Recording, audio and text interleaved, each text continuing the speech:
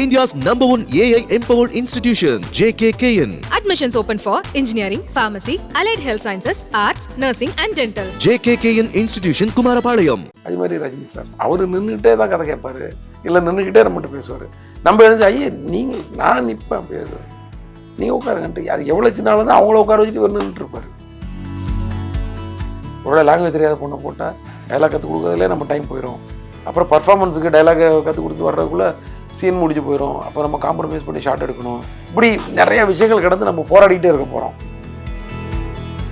ஒரு 93 வள்ளிலாம் ஒர்க் பண்ண டைம்லலாம் கூட எனக்கு வந்து நிறைய என்னோடய ஃப்ரெண்ட்ஸ் நிறைய பேர் கதை சொல்ல போவாங்க. இப்போ நிறையா கம்பெனியில் கதை கேட்பாங்க தெரியுமா, க்யூவில் உட்காந்து கதை சொல்லலாம். எல்லாம் அப்படி இருந்துச்சு நிறையா. அது சூப்பர் குட்லலாம் க்யூவில் இருந்து கதை சொல்லுவாங்க. கோவம் இருக்கிறவங்க தான் சொரணம் இருக்கவங்க தான் வேலை செய்வாங்க. உங்கள் கோவத்தை வந்து வேலைக்காக வெயிட்டிங்கில் வைங்க. உங்கள் கோவத்தை வேஸ்ட் பண்ணிவிடாங்க. உங்கள் வேலையில் நீங்கள் கோவத்தை கேட்டால் வேறு யாருக்குமே கோவம் வராது. வந்து ஒரு திடீர்னு ரோட்டில் ஒரு விஷயமா இருக்கும், போய் அடிக்கணும்னு தோணும் தெரியுமா, அதை நம்ம செய்ய முடியாது. யாருமே அதை செய்ய வேணாம். அதை வந்து ஒரு சினிமாவில் வந்து ஒரு ஹீரோவை வச்சு நம்ம செஞ்சு அது வந்து நம்ம சந்தோஷப்பட்டுக்கிறோம், அவ்வளோதான். பட் ஒரு கதை எழுதும்போது ஒரு யோசிக்கும் போதே நம்ம வந்து அந்த கேரக்டர் வந்து நெளிவு சுழிவாக நிறைய விஷயங்கள் தெரிஞ்சவனாவே தான் வருது. அது என்னன்னே தெரில. அது அதுக்கப்புறம் நம்மளோட அறிவாளித்தனத்தெல்லாம் அது மேலே ஏற்றிடுறோம். சூர்யா வந்து நம்ம ஆறில் வந்து ஒரு ரவுடி கேரக்டர் தான். பட் அவரும் ஒரு எத்திக்ஸ் பேசுவார்ல. பொண்ணு வந்து நம்ம கூட வந்துச்சுன்னா அது வந்து ஒரு முறைடா. ஒரு பிரச்சனைன்னு வந்துச்சுன்னா அதில் அந்த பொண்ணை பேர் எழுதக்கூடாது ஒரு முறை. நான் என்றைக்குமே அண்ணனே அடி வயிற்றுல இருந்தா சொல்லியிருக்கேன், நீங்கள் வந்து வெறும் வாயில் இருந்தா சொல்லியிருக்கிறீங்க அப்படின்னு ஒரு வார்த்தை சொல்லுவார். பின்னாடி போய் கூட என்னை போய் திட்டிக்குவோம் ஃப்ரெண்டுக்கிட்ட. டேரக்டர் ஒரு சிலைக்கு இருக்கேன், இப்போ பார்த்தா கடிச்சிட்டே இருப்பேன், திட்டிக்குவோம். ஆறுதலுக்கு கெட்ட வார்த்தை கூட போட்டு திட்டிக்குவோம். முன்னாடி திட்டாத, நம்ம பாட்டு வேலை செஞ்சுட்டே இருப்போம். நான் ஒன்றும் திட்டுறேன்ல, நீ என்னை பின்னாடி போய் திட்டிக்குவோம்.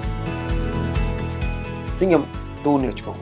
பிகினிங்லேருந்து ஏதோ ஃபைட்லாம் இருக்கும். யாரோ அரெஸ்ட் பண்ண போவார், ஏதோ அனலைஸ் பண்ண போகும்போது அங்கே ஒரு ஃபைட் இருக்கும். அதெல்லாம் வந்து ஒரு ஃபைட்டாக மட்டுமே இருக்கும். இன்றைக்கி நைட்டு உங்கள் வீட்டை வந்து அட்டாக் பண்ண போகிறாங்க அப்படின்னு அவருக்கு தகவல் வந்துடும். இப்போது அவரை வந்து எப்படி ரியாக்ட் பண்ணுவார்னா, எவனும் திரும்பியே போயிடக்கூடாதுன்னு ரியாக்ட் பண்ணுவார். ஏன்னா ஒரு போலீஸ்காரன் குடும்பத்து மேலே கை வச்சா அது எந்த அளவுக்கு வந்து அது வந்து உதவுடும், எந்த அளவுக்கு ரத்த கதறியாக மாறும் அப்படின்னு எவனுக்கு அந்த அந்த தைரியம் மட்டும் வந்துடக்கூடாது.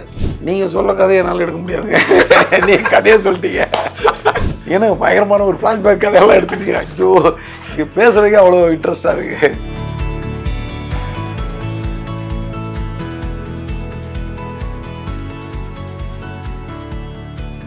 வணக்கம் சார், எப்படி இருக்கீங்க? நல்லா இருக்கு நிகழ், நீ எப்படி இருக்கீங்க? நல்லா இருக்கு, ஃபர்ஸ்ட் கிளாஸாக இருக்கு. அட்வான்ஸ் வாழ்த்துக்கள். 26ஆம் தேதி ரத்னம் வெளியாகுது. ஆமாம், உலகமெங்கும் உங்களோட 17வது படம்.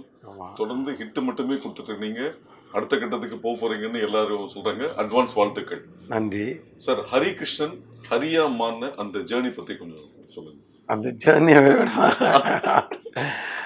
ஹரிகிருஷ்ணன்னே நான் வந்து நிறைய பிஸ்னஸ் பண்ணியிருக்கேன்.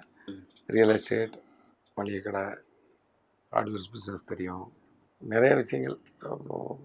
அது இல்லாமல் சின்ன சின்ன வேலைகள் நிறையா செஞ்சுருக்கேன். ஸோ அங்கேருந்து சினிமாவுக்கு வரணும்னு டிசைட் பண்ணும்போது நம்ம சினிமாவுக்குன்னு ஒரு பேர், சில பேர் வந்து வேறு ஒன்று மாற்றக்கூட செய்வாங்க. எனக்கு மாற்றுறதுல விருப்பம் இல்லை பெருசாக. அதனால் ஃப்ரண்ட்டில் உள்ள அந்த 2 அரியை மட்டும் எடுத்துக்கிட்டேன் நான். ஏன்னா டக்குன்னு சொல்கிறதுக்கு ஈஸியாக இருக்கும் அப்படின்னு. ஸோ அசிஸ்டன்ட் டைரக்டராக இருக்கும்போதே வந்து சரண் சார்கிட்ட ஒர்க் பண்ணும்போதெல்லாம் ஹரின்னு பேர் போட்டிருக்கேன், சரண் ஷார்ட்டாக இருக்கட்டும் அப்படின்னு சொல்லி அப்படி போட ஆரம்பித்தேன். அப்புறம் அப்படியே கண்டினியூ ஆகிடுச்சு, அவ்வளோதான். ஸோ எனி டைம் ஹரியாகவே இருக்கிறதுக்காக ஹரின்னு பேர் வச்சாங்கன்னு நினைக்கிறேன். அதனால அப்படியே ஓடிட்டே இருக்கிறோம். சார், ஒரு இயக்குனருக்கும் நடிகருக்கும் கேபி சார்ன்றது ஒரு கனவு. ஸோ உங்களோட முதல் படம் கல்கி, கேபி சார் கூட ஒர்க் பண்ணீங்க. அந்த கல்கியோட ஃபாண்ட்டே என்னன்னா, அந்த லோகோவே அந்த பெண் தன்னைத்தானே செதுக்கிக் கொள்கிறாள்ன்றது அதோட கான்செப்ட். ஸோ நீங்கள் கேபி சார்கிட்ட உங்களை நீங்கள் என்னவாக செதுக்கிக் கொண்டீர்கள்? கேபி சாரிடம் நீங்கள் கற்றதும் பெற்றதும் என்ன? ஆக்சுவலாக சின்ன திருத்தம் தான். நான் அதுக்கு முன்னாடியே வந்து செந்தில்நாதன் சார்கிட்ட 10 படம் ஒர்க் பண்ணியிருக்கேன். அதுக்கு முன்னாடி ஏகப்பட்ட ஜேர்னி நிறையா. அப்புறம் தான் நான் வந்து கேபி சார்கிட்ட ஒர்க் பண்ண வரேன் நான். ஸோ கேபி சார்கிட்ட ஒர்க் பண்ண வர்றதுக்கே நான் செதுக்கிக்கிட்டு தான் வந்தேன். அதாவது அது விளையாட்டான விஷயம் கிடையாது. அவரை வந்து அவர் பக்கத்தில் போய் நிற்கிறதே ஒரு மிகப்பெரிய விஷயம் அது. அதுக்கப்புறம் அவர்கிட்ட ஒர்க் பண்ணுன்றது அது வந்து கனவுலேயே நிறைய. ஸோ அதுக்கு வர்றதுக்காகவே நான் வந்து நிறைய செதுக்கினேன். ஏன்னா அதுக்கு முன்னாடி மின்பிம்பங்கள் அவங்களுடைய இன்னொரு கன்சர்னில் டிவி சீரியல்லாம் ஒர்க் பண்ணி, ஆமாம் இன்னொரு ஸ்கூல்லே ஒர்க் பண்ணி, அமீர் ஜான் சார்கிட்ட ஒர்க் பண்ணி, அங்கே வந்து நம்மளை கூப்பிடணும் யாராவது கேவி சார்ட்ட வாணி அந்த அளவுக்கு நம்ம எதாவது பண்ணணும்னு சொல்லி ஒரு பரபரப்பாகவே அங்கேயும் நிறைய ஆக்ஷன் பிளாக்லாம் பண்ணி ஷூட்டிங்காக தான் எல்லாம். ஷூட்டிங்னாலே ஒரு பயங்கரமான ஆக்ஷன் பிளாக் ஒன்று நடக்கும்ல. அதாவது அசம்பிளிங்கில் நான் ஒரு அசோசியேட் டைரக்டர் போது எல்லாத்தையும் கோஆர்டினேட் பண்ண வேண்டியிருக்கும். கோஆர்டினேட் எல்லா இடத்துலையும் சொல்கிறேன். இப்போ என்னோட கோ டைரக்டர் ஜானு கூட நிறைய ஆக்ஷன் பிளாக் இருக்கும். எப்படி இருக்குன்னா யாரோ ஒரு ஆர்டிஸ்ட் டெக்னீஷியனை வந்து இந்த டைம் வரணும்னு சொல்லுவாங்க. அவங்களுக்கு வேறு ஒரு இது இருக்கும். ஏற்கனவே சொல்லியிருப்பாங்க டேட்டு வரமாட்டேன்பாங்க. அப்புறம் அடித்து பிடிச்சி ஓடி போய் அங்கே போய் அவங்களை கண்டிப்பாக வந்தே ஆகணுன்ற ஒரு ப்ரெஷர் போட்டு அங்கே வந்து வாய் வார்த்தை தகராறு எல்லாம் ஆகி அப்புறம் வந்தே ஆகணும்னு சொல்லி ஒரு வழியாகி ஒரு தொல்லை தாங்க முடியாமல் வந்து இப்படிலாம் வந்து ஏன்னா அந்த வேலை நடக்கணுன்ற ஒரு ஆக்ஷன் பிளாக் இருக்கும். இந்த மாதிரி விஷயங்களெல்லாம் நானும் அந்த சீசனில் நிறையா பண்ணி எனக்கு வந்து அவங்க அங்கே உள்ள மேல் மட்டத்தில் உள்ளவங்க நம்மளை வந்து கவனிக்க வச்சு சரண் சாரோட ஹெல்ப்பு அவர் தான் நான் ஸ்டாண்டர்ட் அங்கே சேர்றதுக்கு பெரிய ஹெல்ப்பு. ஸோ அந்த நேரத்தில் என்னை கூப்பிட்டு அப்புறம் ரொம்ப பயந்துட்டு தான் போனேன் அவர்கிட்ட. அவர் எப்படி போய் பேசுகிறது அவர்கிட்ட அப்படின்ற அளவுக்கு. ஆனால் உள்ளே போனோன்னே அவர் ஒரு வார்ம் வெல்கம் கொடுத்து உடம்புல உள்ள எல்லா அச்சத்தையும் சரி பண்ணி விட்டார் டக்குன்னு. ஹலோ மிஸ்ஸாரி எப்படி இருக்கீங்க வாங்க அப்படின்னு. ஏய் இவ்வளோ பெரிய டேரக்டர் ஒரு அசிஸ்டன்ட் சார் வந்த பையன்கிட்ட வந்து இப்படி பேசுகிறாரு. இதான் அவர் அந்த இடத்துல இருக்கார். எல்லாம் வந்து அவர்கிட்ட வந்து ஏபிசிலேருந்து கற்றுக்கிட்டா அப்படின்னு எல்லாம் சொல்லுவாங்க. அப்போ நம்ம சேனல் இன்டர்வியூ தானே. அப்போ ஒரு ஆர்டிஸ்ட் ஒரு அவங்ககிட்ட வந்து இந்த மாதிரி கேவி சார் எனக்கு ஏபிசிலேருந்து நாங்கள் வந்து அப்போ வந்து கிரிக்கெட்லாம் விளையாடுவோம். ஏபிசிலேருந்து கற்றுக்கிறதுனா என்ன கற்றுப்பாங்க என்ன சொல்லி கொடுப்பாங்க. ஒரு எல்லோரும் அதே மாதிரி பேசுகிறாங்களே வேணும்னு இப்படி பேசுகிறாங்களோ இப்படிலாம் நாங்கள் கூட நாங்கள் பேசிடுவோம் பிஃபோர் சினிமா நான் சொல்லுவேன். அதுக்கப்புறம் அங்கே உள்ளே போன பிரச்சனை தெரியுது ஏபிசிடிக்கு முன்னாடி ஏதாவது -A -Bலேருந்தே கற்றுக்கிற மாதிரி தான். அதாவது அப்படி ஒரு தெளிவு கொடுத்துருவாருங்க. தெளிந்த ஒரு டெக்னீஷியன் அவர் மாதிரி. உங்களுக்கு அடுத்தவங்களுக்கு புரியும் என்ன வேலை செய்கிறோன்றது நம்ம கூட இருக்க நமக்கு புரிகிற மாதிரி அந்த வேலை இருக்கும். அங்கே போனோன்னே உங்களுக்கு ஒரு நம்பிக்கை வந்துடும். அதுக்கப்புறம் அந்த வண்டியை வந்து கரெக்டாக ஓட்டுறதா இல்லை ரேஷாக ஓட்டுறான்னு நீங்கள் தான் டிசைட் பண்ணலாம். வண்டி உங்களுக்கு ஸ்டேரிங் வந்து கரெக்டாக பிடிக்கவே சொல்லி கொடுத்துருவார் அவர். அது வந்து அவரே சொல்லித்தரல மாட்டார். நம்ம போனோன்னு புரிஞ்சிடும். ஏன்னா ஷார்ட் டிவிஷன் பண்ணி சொல்லும் போதே உங்களுக்கு வந்து அங்கேயே செதுக்கிக்கலாம். தான் நீங்கள் சொல்லிக்கலாம் இந்த கல்கி மாதிரி நம்ம அங்கே செதுக்கிக்கிட்டே இருப்போம். டெய்லி நம்ம மேலே இருந்து தேவையில்லாத பொருள் போயிட்டே இருக்கும். நம்ம வந்து ஒரு ஷேப்புக்கு வந்துட்டு இருப்போம். அங்கே ஒரு அப்படி தான் வந்து அவர்கிட்ட இருந்து வந்த பெரிய பெரிய டேரக்டர்ஸ் வசந்த் சார்லேருந்து சுரேஷ் கிருஷ்ணாலேருந்து நம்ம சரண் சார்லேருந்து சமுத்திரகனி சார்லேருந்து எவ்வளோ பேர் இருக்காங்க. யார் பேரையா விட்டா மன்னிச்சுக்கோங்க. ஸோ அது மாதிரி எல்லாருமே வந்து அங்கேருந்து வந்தவங்க தான். நானும் அங்கேருந்து தான் வந்திருக்கேன். ஸோ அப்படிக்கு தெளிவு கற்றுக் கொடுத்தாரு. ஒரு நாள் வந்து ஒரு கேட்டு வந்து ஏதோ ஒரு தூரத்தில் கார் வர்ற ஷாட்டு. அந்த கேட்டு வந்து ஏதோ திறந்து வச்சு ஏதோ சம்திங் அவர் வந்து மூடுப்பா அப்படின்னாரு. அப்போ சேர்ந்த ஒரு வாரத்துக்குள்ளே இருக்கும்னு நினைக்கிறேன். மூடு அப்படின்னாரு. மூடி சரின்னு ஒன்று டேரக்டர் சொன்னால் சரின்னு மூடிட்டேன். நான் முதல்ல நான் என்ன நினச்சேன்னா இந்த கார் வர்றது தெரியணுமன்றக்காக திறந்து வைக்கணுமோ கார் உள்ளே வரணுமோ. பட் அவருக்கு ஷாட் வந்து முதல்ல கேட்டு மூடி இருக்க மாதிரி ஏதோ ஷாட் இருக்கும் போல இருக்குது. அதுக்கப்புறம் எனக்கு கூப்பிட்டாரு. ஷாட்டு முடிஞ்சு அடுத்த ஷாட்டு சொன்னேன். அது அந்த டிஸ்டர்பன்ஸில் வச்சு எடுக்கணும்னு நினச்சிட்டு இருந்தேன். அதனால தான் மூட சொன்னேன். அது அவர் சொல்லவே தேவையில்லை எனக்கு. அந்த கேட்டு கம்மிகளுக்கு நடுவில் அப்படி அந்த ட்ராக் அது வண்டி வந்துட்டு இருக்கமே எடுக்கணும்னு நான் நினச்சிட்டு இருந்தேன்ப்பா. அதனால தான் மூட சொன்னேன். எனக்கு அப்படியே ஒரு மாதிரி இப்படி ஒரு டெக்னீஷியன் 100 படம் பண்ண டெக்னீஷியனுக்கு வந்து ஒரு அசிஸ்டன்ட் டைரக்டர்கிட்ட இந்த விளக்கம் சொல்லணும்னு நினைக்கிறதெல்லாம் வந்து எவ்வளோ பெரிய விஷயம். அதனால முதல்ல இந்த பெரிய இடத்துல இருக்கிறவங்களாம் வேறு லெவலில் இருப்பாங்க. பெரிய பொசிஷனில் இருக்காங்களே இன்றைக்கும் நம்ம சூப்பர் ஸ்டாராக இருக்கட்டும் உலக நாயகன் இவங்கெல்லாம் வந்து பக்கத்தில் போய் பார்த்தீங்கன்னா அவங்க அனுபவமே வேறு லெவலில் இருக்கும். நிச்சயமா. நான் யானை டைமில் போய் கமல் சாரை போய் பார்க்க போனாங்க. ஒரு இது பார்த்துக்கோங்க கரெக்டாக விக்ரம் ரிலீஸ் ஆகிருக்கு அப்போது. சரியா நான் வேறு ஒரு விஷயமா போய் பார்த்துட்டு நான் அருண் சார் எல்லாம் போவோம் மாப்ஸ்லாம் போனோம். போகும்போது கீழே நாங்கள் போகும்போதே கீழே சார் வந்தார் அந்த நேரத்தில். ஸோ ஒன்றா பேசிட்டு லிஃப்ட்டில் ஏறணும். எனக்கு என்ன ஒரே பயம்னா விக்ரம் பார்த்தியான்னு கேட்பாரு. நம்ம பார்க்கல. எப்போதுமே அது ஒன்று இருக்கும் தெரியுமா, ஒரு பார்க்கலன்றது வந்து அதுவும் ஒரு விக்ரம் சூப்பர் ஹிட்டாக போயிட்டுருக்கு. அது பார்க்க எனக்கு என்ன என் படத்தோட ஃபைனல் ஒர்க்கில் இருக்கேன். ஸோ இப்போ வந்து அவர் கேட்குறாரு அருண் சார் சொல்லியிருக்காரு சார் அப்படின்னு. சார் படம் நான் அமைதியாக அப்படின்னு நின்றுருக்கிறேன். நீங்கள் பார்த்தீங்களா அப்படின்னாரு. இல்லை சார் பார்க்க வாய்ப்பு கிடைக்கல. ஓகே அவர் விட்டார். அப்படி பார்க்கலன்னு சொல்ல விட்டார். அப்புறம் அந்த மீட்டிங்லாம் முடிஞ்சு மேலே போயிட்டு ரிட்டர்ன் ஆகும்போது சொன்னார், நீங்கள் பார்த்துருக்க மாட்டீங்கன்னு எனக்கு தெரியும். இவ்வளோ வேலையை வச்சுட்டு ஃபைனல் ஒர்க்கில் இருக்கோம் ஒரு படம் பார்க்குறதுக்கெல்லாம் வாய்ப்பு இல்லை இப்படி சொல்கிறாருங்க அவர். நான் ஒருவேளை நான் இதுக்கு போய் சொல்ல வேண்டிய அவசியம் இல்லை சங்கோச்சப்படுவாருன்னு சொல்லிட்டு ஆமாம் சார் பார்த்தேன்னு சொல்லியிருந்தீங்கன்னு வச்சுக்கோங்க. அது எவ்வளோ பெரிய பொய்யா இருக்கும். முதல்ல அவர் ஒருத்தனை பார்த்த உடனே கண்டுபிடிச்சிட்டாரு பாருங்க. என்ன ஒரு நாலேஜ், என்ன ஒரு அது மாதிரி ரஜினி சார் அவர் நின்றுக்கிட்டே தான் கதை கேட்பார், இல்லை நின்றுக்கிட்டே நம்மகிட்ட பேசுவார். நம்ம எழுந்து ஐயே நீங்கள் நான் நிற்பேன் அப்படியே நீங்கள் உட்காருங்கன்ட்டு, அது எவ்வளோ சின்ன ஆள் தான் அவங்கள உட்கார வச்சுட்டு ஒரு நின்றுட்டு இருப்பார். இப்போ அந்த சின்ன பொசிஷன் தான் நான் சொல்ல ஒரு சின்ன டெக்னீஷியனாக இருக்கலாம், அதை தான் சொல்கிறேன். சின்ன ஆள் பெரிய ஆள்னா அப்படி சொல்லலை, நான் ஒரு டெக்னீஷியன். இப்போ அவங்களும் எழுந்து சிரிக்கும் போது அவர் கண்டுக்காமல் அப்புறம் அவர் உட்கார்றப்ப அவங்க உட்காந்தா விடலாமே, நோ யூஸ் யூஸ். அதே மாதிரி படம் ஏதாவது போட்டு பார்க்க போனால் கூட வெளியிலலாம் நிற்க விட மாட்டார் ரஜினி சார். இப்போ நம்ம படம் ஒன்று பார்க்க வராரு அப்படின்னா நமக்கு தெரியும் அவருக்கு பிடிக்காதுன்னு, அவர் ஜஸ்ட்டு ரிசீவ் பண்ண வந்தேன் சார், இல்லை நான் நிற்க மட்டும் ஓடிடுவோம், நிற்க விட மாட்டார் யாரையுமே. உங்களுக்கே தெரிஞ்சிருக்குன்னு நினைக்கிறேன். தெரியும். உங்களுக்கு நான் ஞாபகம் தான் படுத்துறேன். இதெல்லாம் வந்து எவ்வளோ பெரிய சரி, அவங்க வெளியில சும்மா நிற்கட்டும், அவங்க படம் நிற்கிறாங்க, நம்ம உள்ள படம் மாதிரி எனக்காக யாரும் வெயிட் பண்ணக்கூடாது, வேஸ்ட்டாக வெயிட் பண்ணக்கூடாது. அவங்கெல்லாம் தான் அந்தந்த இடத்துல இருக்கிறாங்க. அதுவும் அவங்க 2 பேருமே வந்து கேபியோட படைப்பு மிகப்பெரிய ஒரு ஏன்னா பயங்கரமான ஒரு ஃப்ளாஷ்பேக் அதெல்லாம் எடுத்துட்டு ஐயோ இங்கே பேசுறதுக்கே அவ்வளோ இன்ட்ரெஸ்டாக இருக்கு. சார் இப்போ கேபி சாரை தொடர்ந்து உங்க நண்பர் சரணோட 3 படங்கள், அமர்க்களம், பார்த்தேன் ரசிகன், அல்லி அர்ஜுனா, அந்த எக்ஸ்பீரியன்ஸ் என்ன? இல்லை இப்போ சரண் சார்கிட்ட வந்து அது வேலை மாதிரியே இல்லை, அது வந்து ஒரு பயங்கர ஒரு ஜேர்னி. அது அந்த வாய்ப்பெல்லாம் வந்து யாருக்குமே கிடைக்குமான்னு தெரில. நான் ஏற்கனவே அசிஸ்டன்ட் டைரக்டர் ஜாப்பை வந்து அவ்வளோ இன்ட்ரெஸ்ட்டாக என்ஜாய் பண்ணி பண்ணுவேன். அதுவும் சரண் சார் வந்து முதல்ல ஒரு நண்பராக அறிமுகமாகி என்னுடைய கல்வியில் நான் ஒர்க் பண்ணும்போது என்னுடைய சீனியராக அவர் கூட ஒர்க் பண்ணி நிறையா கைட் பண்ணுவார், நிறையா ஐடியா கொடுப்பாரு. அப்புறம் அவர்கிட்ட நான் வந்து ஒரு டைரக்டராக ஒர்க் பண்ணும்போது எனக்கு அந்த ரிலேஷன்ஷிப் இருக்கு இல்லையா, ரொம்ப ஸ்ட்ராங்காக இருக்கும். உங்களுக்கு ஒரு ஃப்ரெண்ட்ஷிப்பும் இருக்கும், ஒரு டைரக்டர்ன்ற ரெஸ்பெக்ட் இருக்கும், ஒரு ஃப்ரெண்டுன்ற உரிமை இருக்கும். ஆமாம், நீங்கள் தான் கூட நீங்களே ஃப்ரெண்டுங்கிற உரிமை இருக்கும். அதே சமயத்தில் டைரக்டர்ன்ற அந்த ஒரு பிரமிப்பு இருக்கும். அவர் வந்து அவருடைய டைலாக்ஸு, அவருடைய மேக்கிங் ஸ்டைலு இதெல்லாம் பார்க்கும்போது அது ஒரு இன்ட்ரெஸ்ட்டு. நான் வந்து முழு மூச்சா அந்த படத்தில் வந்து பின்னி எடுத்துடணும் வேலை செஞ்சு.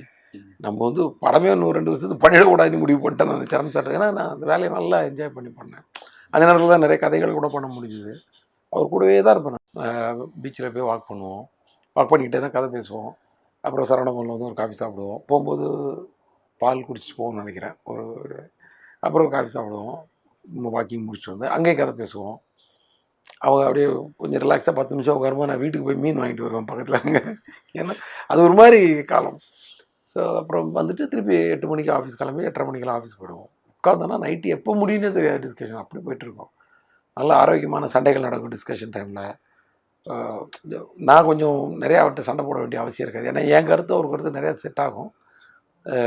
நான் வந்து கொஞ்சம் எங்களுக்கு நல்ல ஒரு இது இருக்கும், ஒரு பேரலாக ஒரு ஐடியா கரெக்டாக ஒர்க் அவுட் ஆகும். அதனால் ஆர்கியூமெண்ட் தான் இருக்குமே தவிர சண்டை மாதிரி வராது. கேமராமேன் வெங்கடேஷ் வந்து நல்லா சண்டை போடுவார். ஆமாம், அது மாதிரி ஆர்கியூமெண்ட்டு பயங்கரமாக வேணும்னே ஸ்பின் பண்ணி விடுவார் பாலை. அது ஒரு நேற்று வரைக்கும் வேறு மாதிரி பேசுனீங்க, இன்னைக்கு போய் அவருக்கு கோவம் வரும். அவருக்கு சரண் சாருக்கு கோவம் வந்தால் கூட ரொம்ப டீசெண்டாக இருக்கும். அவருடைய அப்ரோச்சே எல்லாமே வந்து ரொம்ப ஒரு தன்மையான ஒரு ஆள் இல்லை. ஸோ அவர்கிட்ட ஒர்க் பண்ணும்போது இன்னும் வந்து நம்ம, ஏன்னா அவர் என்கிட்ட வந்து நான் 2வது படம் ஒர்க் பண்ணும்போது நினைக்கிறேன், 10 வருஷத்துக்கு அப்புறம் 3வது படம் ஒர்க் பண்ணும்போது நீங்கள் இந்த படத்தில் வேலை செய்யலை, உங்கள் படத்துக்கு நீங்கள் வாய்ப்பு தேடுறது தான் இந்த படத்துக்கு ஒர்க் பண்ணிக்கிட்டே அந்த வேலை செய்கிறீங்க. ஸோ அதர் தென் ஒர்க் டைம் நீங்கள் வந்து அந்த வேலையை போகிற என் கூட சுற்றிட்டு இருக்காதீங்கன்னு சொன்னவர். புரியுதா உங்களுக்கு? அது எவ்வளோ பெரிய விஷயம். அதெல்லாம் வந்து யாரும் அவ்வளோ சீக்கிரம் சொல்ல மாட்டாங்க. ஸோ அந்த மாதிரி ஒரு அது சார். நான் உங்களோட ஆரம்பத்துலேருந்து நான் உங்க கூட ட்ராவல் பண்ணி பார்த்துருக்கேன். அந்த அல்லி அர்ஜுனால வந்து ஒரு சம்பவம் நடந்தது. என்னன்னா, ராதாகிருஷ்ணன் ரோட்ல ஒரு சந்துவில் ஒரு வீட்டில் ஷூட்டிங் இருக்கும். 6 மணிக்கு பேக்கப் பண்ணோன்னே சரண் சார் வந்து நாளைக்கு எடுக்க போகிற சீன் உங்ககிட்ட பேசிட்டு அவர் கிளம்பிடுவார். நீங்கள் வந்து ப்ரொடக்ஷன் மேனேஜர்கிட்ட நாளைக்கு ஆர்டிஸ்ட், டெக்னீஷியன் எல்லா லிஸ்ட்டு கொடுத்துட்டு எக்ஸ்பிளைன் பண்ணிட்டு இருக்கும் போது கரெக்டாக 5:30 மணிக்கு 2 பைக்கில் 3 பேர் வருவாங்க. வந்தோடனே முடிச்சதுக்கப்புறம் அந்த 3 பேர் கம்பெனிலேருந்து காஃபி டீ கூட குடிக்க மாட்டாங்க. ஸோ நீங்கள் முடிச்சதுக்கப்புறம் ப்ரொடக்ஷன் மேனேஜர் நீங்கள் அந்த பைக்கில் ஏறிட்டு உங்களோட படம் டிஸ்கஷனுக்கு போயிடுவீங்க. ஸோ அந்த உழைப்பு தான் இன்னைக்கு இந்த அளவுக்கு கொண்டு வந்திருக்குன்றது வந்து நான் கண் கூட பார்த்துருக்கேன். ஸோ சரண் சார் சொன்ன மாதிரி அப்பயே நம்ம வந்து எப்படி டைரக்ட் பண்ண போகிறோம், நம்ம வந்து கதை பண்ணி வச்சிருவோன்ற அந்த ஃபயர் உங்ககிட்ட இருந்ததை நான் பார்த்தேன். அதுக்கு என்ன இன்ஸ்பிரேஷன் உங்களுக்கு? இன்ஸ்பிரேஷன் தான் நமக்கு எப்படியும் வந்து தனியாக ஒரு டைம் கிடச்சி உட்காந்து கதை பண்ணால் நம்மளே வந்து சும்மா உட்காந்தா தூசு ஓவராக அடைஞ்சி போயிடும். நீங்கள் உங்கள் மொபைலே வச்சுட்டு காலையில் வச்சுட்டு சாயங்காலம் வந்து பாருங்கள், மேலே தேய்ச்சிங்கன்னா கொஞ்சம் அழுக்கெல்லாம் வரும். அது மாதிரி நம்ம சும்மா உட்காந்தோன்னா இதாயிரும். வேலை செய்யாமல் உட்காந்துட்டு நான் கதை பண்ணி உட்காந்தா சும்மா உட்கார மாதிரி ஆயிரும். இதுதான் நான் என்னோட ஸ்ட்ரென்த்தும் சொல்லுவேன். இப்போ ஒர்க் பண்ணிக்கிட்டே நீங்கள் கதை பண்ணுங்கள், அதுக்கு ஒரு டைம் எடுத்துக்கோங்க. நீங்கள் தான் ஒதுக்கி ஆகணும். நீங்கள் தான் உங்கள் தூக்கம் 8 மணி நேரம் தூங்காதீங்க, 5 மணி நேரம் தூங்க, அந்த 3 மணி நேரத்தில் கதை பண்ணுங்கள். சீக்கிரமாக குளிங்க, 1 மணி நேரம் குளிக்காதீங்க, 10 நிமிஷத்தில் குளிச்சுட்டு அந்த 50 நிமிஷத்தில் கதை பண்ணுங்கள். எனக்கே ஒரு நாள் டைரக்டர் வெளியூர் எப்படியும் நான் இப்படியே இருந்துட்டு இருப்போம். வெளியூர் ஒரு 5 நாள் போகிறப்போ அந்த 5 நாள் லீவாக கன்வெர்ட் பண்ணிக்கிட்டு ஆஃபீஸில் என் ஆஃபீஸில் உட்காந்து ஒர்க் பண்ணுங்கள். என் ஆஃபீஸில் நம்ம ஸ்டூடெண்ட்ஸ் எல்லாம் சேர்ந்து ஒவ்வொருத்த கதையை பேசிக்கோங்க. அது மாதிரி பண்ணலாம்ல. தனியாக நான் வந்து கதை பண்ணுறேன்னு சொல்லி லீவ் விடாதீங்க. உங்கள் மனசே தூசு அடைஞ்சு போயிடும்.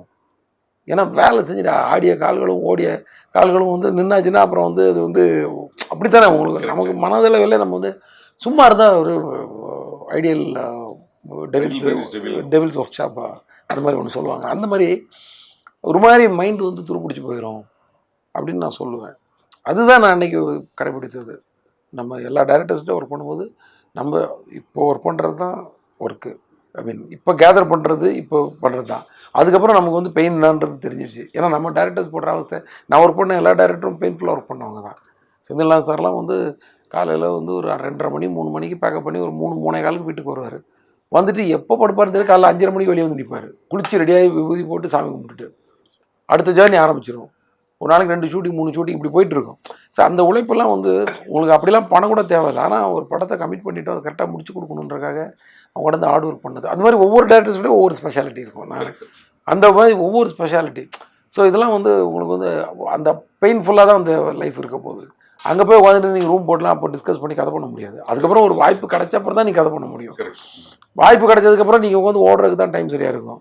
ஹீரோ மீட்டிங் கூப்பிட்டாரு, மியூசிக் டைரக்டர் மீட்டிங் கூப்பிட்டாரு, கேமராமேன் இன்னைக்கு வர்றாரு, அவருக்கு கதை சொல்லு, ப்ரொடியூசரோட ஃப்ரெண்டு ஒருத்தர் வர்றாரு இப்போ ஃபஸ்ட் படத்தில், அவருக்கு கொஞ்சம் சொல்லு, அவர் தான் இவருக்கு மோட்டிவேஷன் கொடுக்குறவர்.